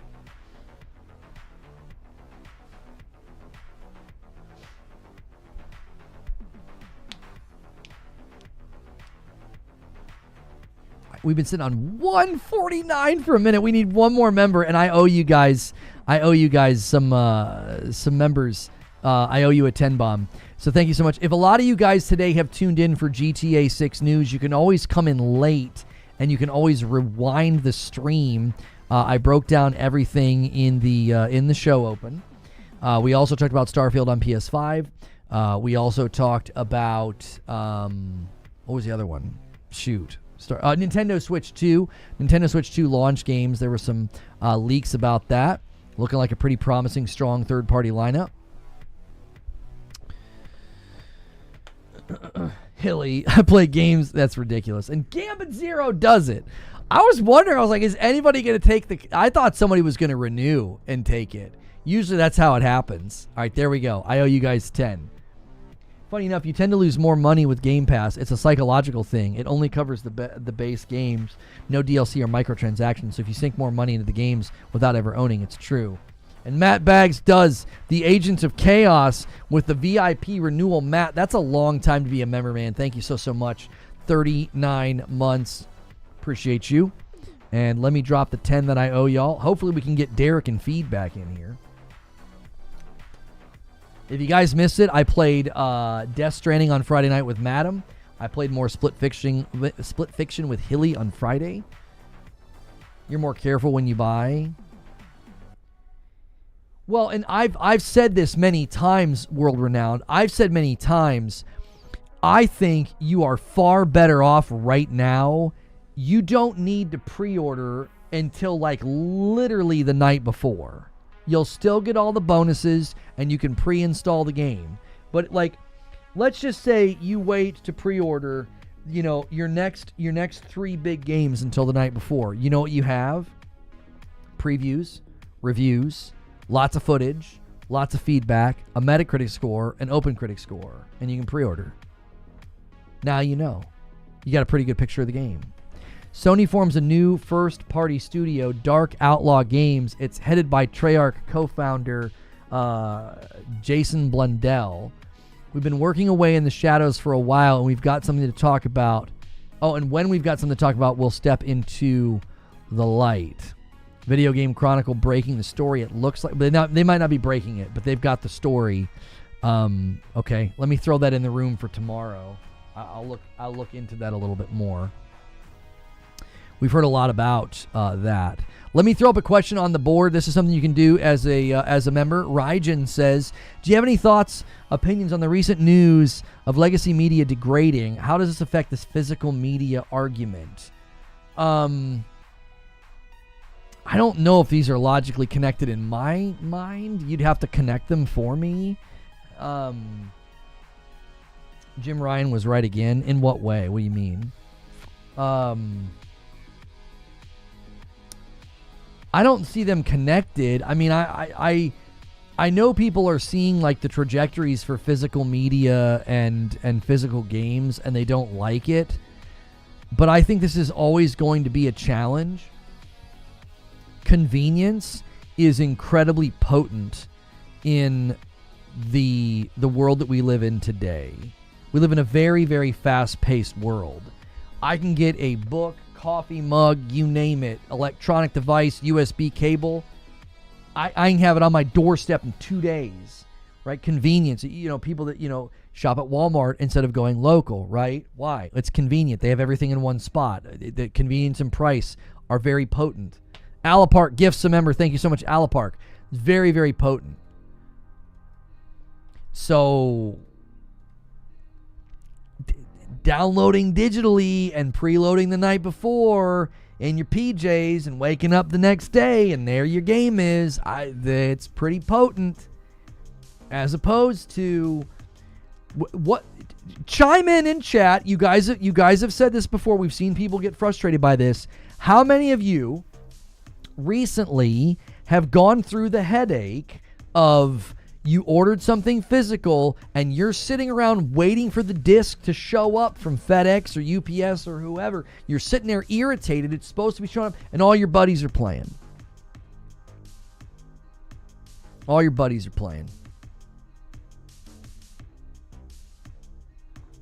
I mean, it's becoming more difficult to deal with that sometimes. Now, there are markets that are more prone to want physical. Maybe internet infrastructure is slower, so downloading games is just less ideal. Maybe they just really like to continue to buy physical. Maybe you don't want to go to the store. Maybe the car's being used today. Whatever. It's not hard for you, Cat Uncle, but some people getting to the store, it's a nightmare. Maybe its location is rough. Maybe they got to use public transportation. They just don't want to. Again, maybe they don't have the car. Like, it's easy for you, but plenty of people, you know what's easy? They go, kabloop, it's done. They press a button. And it's downloading. It's kind of like terms and conditions, right? It's kind of like terms and conditions. You want to make an account. You want to get on Instagram. You want to get on Facebook. You want to get on these places. So what do? You're just like, yeah, I agree. Give me in here. Give me past all this crap. I like playing at 11 p.m. the night before, preload and play. Yeah. I got to play the opening of Ragnarok and fight a bear at midnight because I don't care about the physical part of it. It doesn't really matter to me. I'm not saying that you shouldn't care. I'm just saying that's where I am as a consumer. So it's like the minute that happens and the market shifts and it's no longer, prized by the consumer, the companies will respond. Colton Dixon with 19 months and a member plus. That gets us to 153. Sony's Online can't be trusted. PS Online's down a few hours every month now. That's false and untrue. Do you think they stopped the early access on Shadows because they seen how bad it hurt Outlaws with people reviewing it early? No, what do you mean? The reviews drop tomorrow, 2 days before release. What are you talking about, Roadkill? What are you talking about? Literally was down last month. So you think it being down last month supports your claim?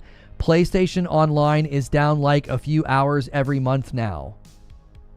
Your statement's false. That's not true. I've been primarily playing on my PlayStation almost this entire gen. It's happened, what, twice?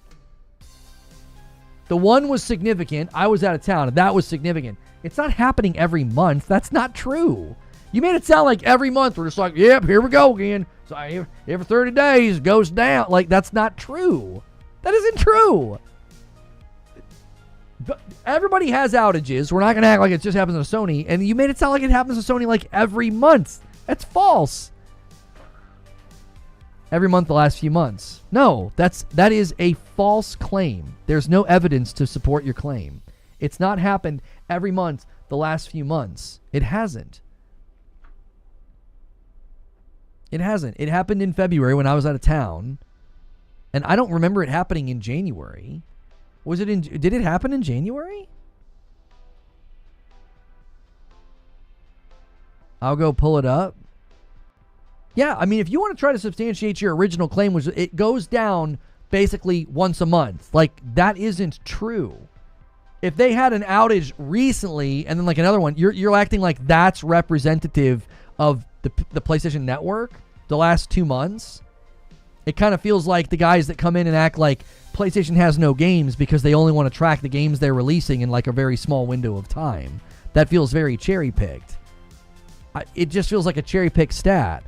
I don't feel like PSN outages have been this massive headline every month for like the last however many years. They had an outage in February that was really severe. I was not able to use my portal, and I don't know of another one. I think the last one was years ago. That was at that level.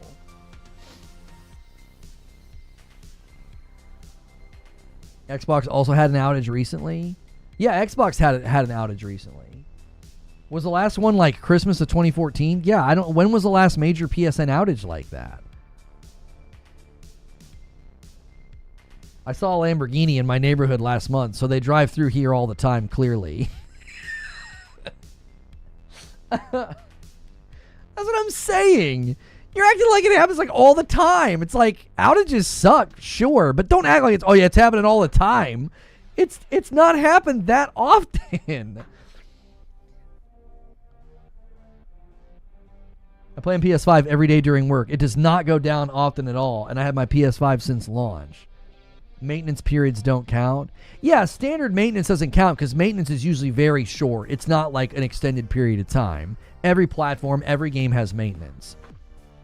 We're talking about outages where like you just can't get on and play and it wasn't planned.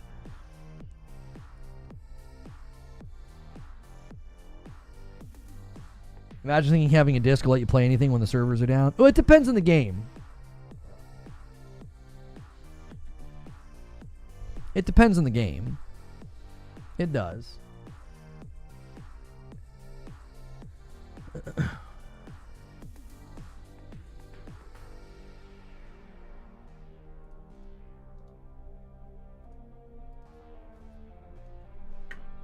Hang on, I'm double checking something right now.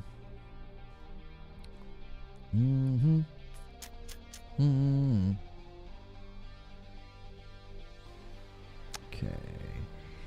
The title, it's good. Thumbnail's good. And the game is also good. Today at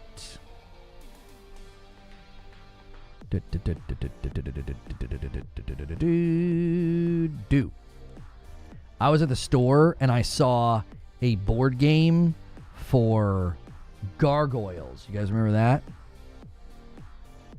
Y'all remember Gargoyles? It's pretty awesome.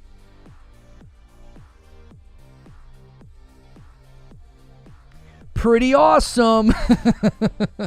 I almost bought it. I almost bought the board game. I almost got it. I was like, no way, bro. They got Gargoyles board game over here? Like, let me get some of that. I didn't do it. I did not do it. Okay, so we'll set this for this, this for this, this for this. One of the best Disney cartoons ever made. Yeah, dude. And had what's-his-face. He's got that amazing voice. He replaced Lance Reddick in Destiny. He was wasn't he the main guy, the boss, what was his name, Goliath? I think that was his name. I think. Keith David. Yeah. Wasn't he Goliath? Best show back in the day. I was actually doing the music for Batman. Batman the Animated Series. And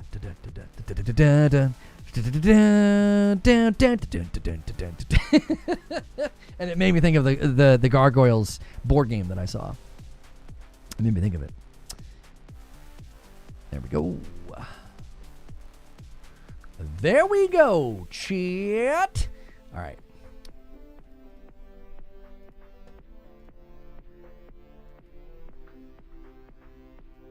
His voice acting resume is a mile long. It really is. Guys, if you're just tuning in, make sure and go through that ritual of smashing the like button. We're super close to 400 likes. You can submit questions if you're a member. Make sure you are also subscribing to the channel so you don't miss out on the content. We did talk about GTA 6. There is a fan theory about the GTA 6 trailer 2, as well as the GTA 6 release date. You want to know what it is, Christopher Burnett? Okay, so what happened was GTA 5's release date was on a t-shirt. The same t-shirt has a release, it has a number. It has 04/01/2025. So I actually think that would be incredibly cheeky and at some level marketing brilliance to not announce the trailer and to just drop it randomly on April the 1st. And then that same week is their earnings call.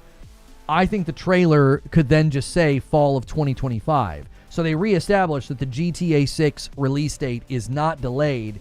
They reemphasize that in the earnings call. And then according to my info, I've got a reliable source who's gotten a lot right. They told me May is when the marketing should kick up for GTA 6. And there will be some kind of a thing with PlayStation. There will be some element of a PlayStation marketing deal. Go to VGC. We'll probably end up covering that tomorrow, David. I don't like to do like breaking news article reads. Like sometimes I'll do that, but are you talking about the new? Are you talking about the new studio at PlayStation? Champagne with 4 months and a member plus. That adds to the total 154. Thank you so much. Let's get one more to 155. See if you guys can't bait a 20 bomb out here. You know? See if you can't bait it. Yeah, David. I'll probably try and cover that tomorrow. I want a little bit more time. Sometimes something like that happens and then it kind of simmers and burns and more information comes out. And so, yeah. GTA release date and Summer Game Fest, hope so. I actually don't agree. I think by the time we get to Summer Game Fest, I think the GTA 6 release date will be known. I think it gets announced right before Summer Game Fest in May. I think they're part of PlayStation something. And there it is. Caxuar King, there it is. We're baiting. We're baiting one of the big boys. I'll owe you guys some more members at 175. We're exactly a 20 bomb away. We like to tempt the big boys. They like to show off and drop member bombs, and we like to put it out there. Game outages are at most half a day affair. It sucks, but relax. There are other things to do. Well, I mean, he was making it sound like the PSN network goes down almost every month, and I'm like, that is not true. It doesn't. It doesn't go down that often. PlayStation forms new first-party studio within PlayStation. Yeah, Dark Outlaw Games. Yeah. I love that Dark Outlaw Games. I love that its acronym is DOG. I wonder if their logo is going to be a dog. In LA, located. Yeah. It's led by Jason Blundell. 175 on a Monday. Yeah, we're crushing it. A VIP comes from Jack Garland. The 20 bomb is now an agent of chaos if it happens. Thank you so much, Jack Garland. Here's to you, Scooter. Your star burned brightly and faded too fast. You'll be missed wherever you are. Yeah, he was going to go try to substantiate that it goes down like every month. I'm like, it doesn't. Believe me. I'd have people in here, yeah, it goes down all the time, pony. Trust me. I would know. I'm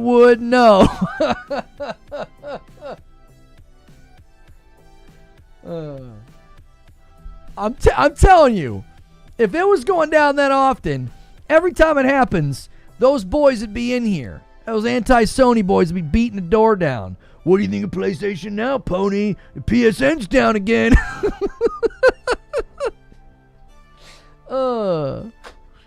Ghost Dog the game. Yeah. Forrest Whitaker. Homie. I mean, I wouldn't want to mess with him. I wouldn't want to mess with him. I'll say that.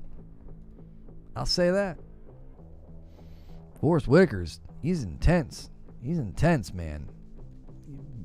The Last King of Scotland. That's like one of his best movies. If you buy a game with a disc, you make your own library. I mean, yes and no. That gets so blurry, though, Petrov, because there are games that you can't play even if you have the disc. If the network goes down and it can't verify, you know what I mean? It's not as clean as it used to be. It isn't. It's not as clean as it used to be. It used to be a lot cleaner. Like, play it off the disc. I think going forward, playing off the disc, I really do think that's just going to be less common. I really, really do. I think the companies have a vested interest in getting you accustomed to digital. They have a vested interest in you being like okay with not owning. Now, I'm not defending any of this. I'm just giving you the straight facts here. I'm not defending this and saying this is better. I love the idea of you being able to buy something physically and it's always yours and it's always playable. I like the idea of game preservation. I do.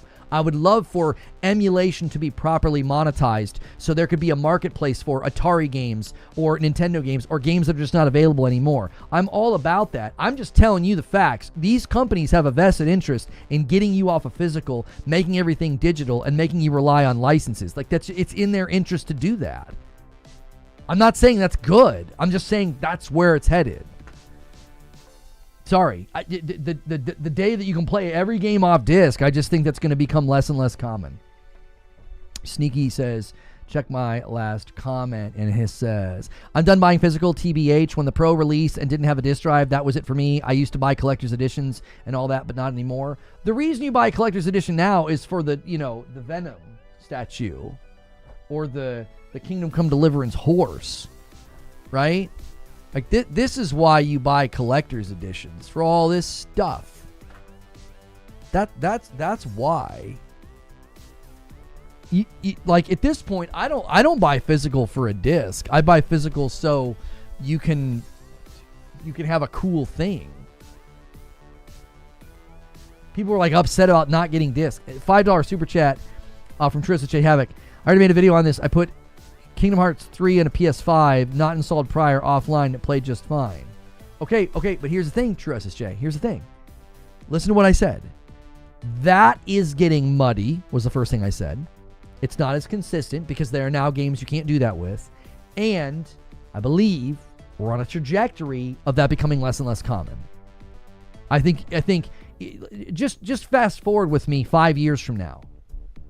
There'll be more and more games you buy physical and you bring home and you can't play it off the disc. You got to download a bunch of stuff. The full game's not there. It's a license. It's a piece of plastic with a license on it. I'm telling you, we're going to get 5 years from now and it'll be less common. I'm not saying it's going away entirely. I'm saying these companies have a vested interest in getting you to go digital, all digital. That's what they want. It's easier for you to purchase. It's less cost from them if they're having to make less discs. Physical games are access keys, no different than the digital code verifying purchase. As game publishers become more reliant on servers to house game data, we'll just have to deal with being license holders. I'm not saying it's good. I'm not defending it. Sometimes I think I'm not careful in how I talk about this sort of thing, and it can sound like I'm defending that. It can be really easy to walk away from this discussion and be like, yeah, Lono's anti-physical, and he thinks it's great that the companies are making it hard to own our games. No, I'm not saying this is great, celebrate, throw confetti in the air, pro-corporation taking ownership away from you or making ownership less permanent. I'm not celebrating that. I'm saying this is likely where things are going because these companies have a vested interest in doing this. It's not bad or good. It's just the way that it is. I don't have a way to stop it. I don't have a way of preventing it. And I'll be honest with you, I'm okay with it as long as they don't pull shenanigans and my PlayStation 6 can play Tsushima. I'm good. Like, this gen going forward is what I primarily care about. It really is. You go back before this gen, and I don't think those games age as well. I'm not as interested in playing Xbox 360 games, Xbox One games, Nintendo 64 games. I'm not nearly as interested in playing those games. I'm not. I think the games from this gen are going to age better. I think they are. Do you want to know how I know that?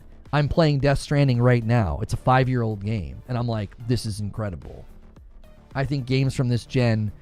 I know that's PS4. Late gen PS4 is so close to what we're getting this gen. I'm also playing the director's cut version of Death Stranding.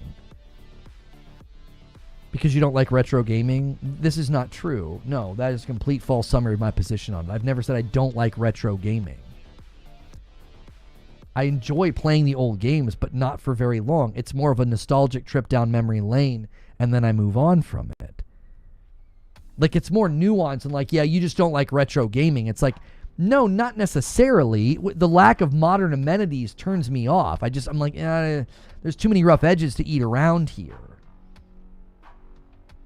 I thought that until I went back and I played Spider-Man Remaster and it was so buggy.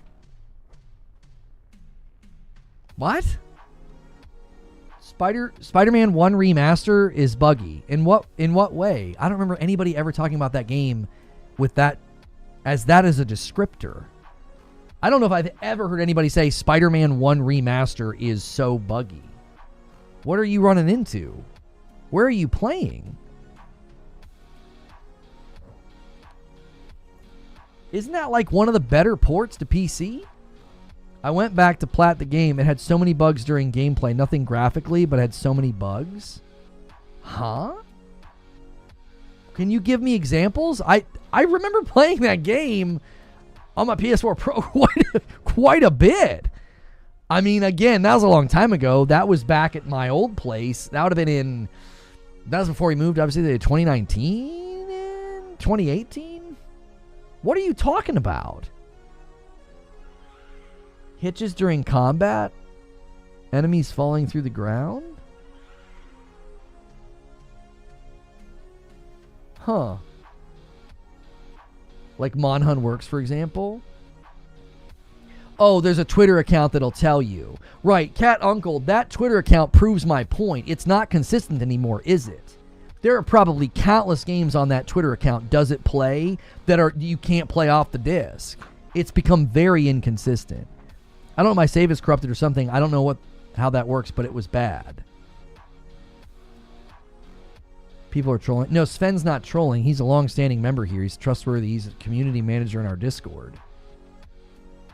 I played Spider-Man Remaster like late last year, and that did not happen. I don't think I have ever heard anybody say this. I'm not saying it didn't happen, Sven. I'm saying that seems very unusual. That's Insomniac we're talking about. That's not common. Yeah, you on PC or you console?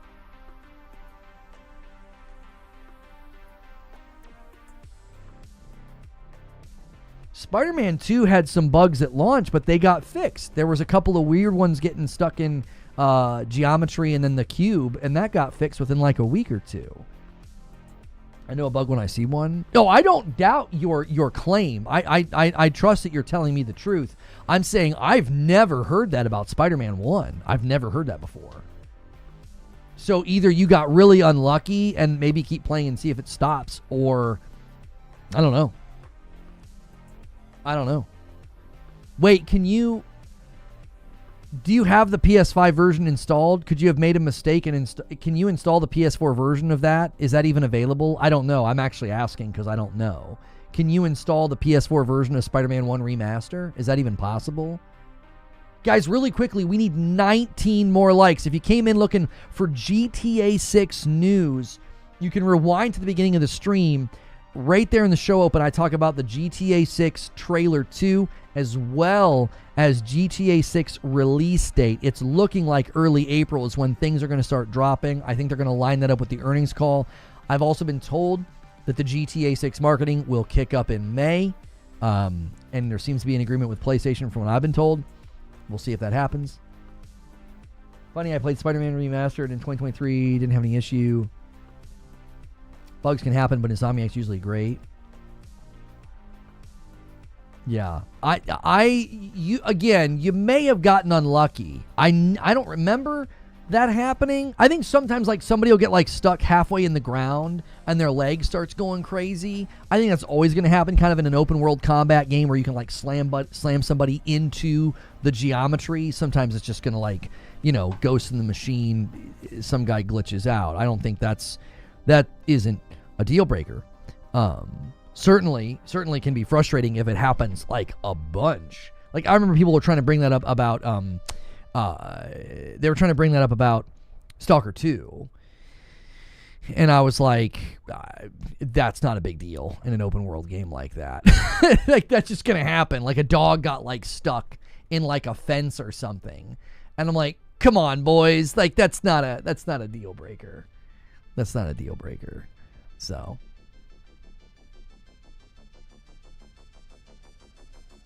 Only reason why I like to see physical stay is I like games to drop in price and not stay at 50 plus for years. I totally get that. I don't have a dog in the fight. Digital is fine with me. It doesn't bother me. I don't mind not having discs. I totally understand why people are upset by it. I get it. I know it's frustrating. It's a bummer when you order a collector's edition and it comes with an empty jewel case. I get it. I do. I think your frustration's valid. I think the complaint and the criticism's valid. Sadly, it's a dying. This happens in so many industries. It's like that things change and you don't want to go. You know, you'd like it to stay how it was, and it just doesn't. You know.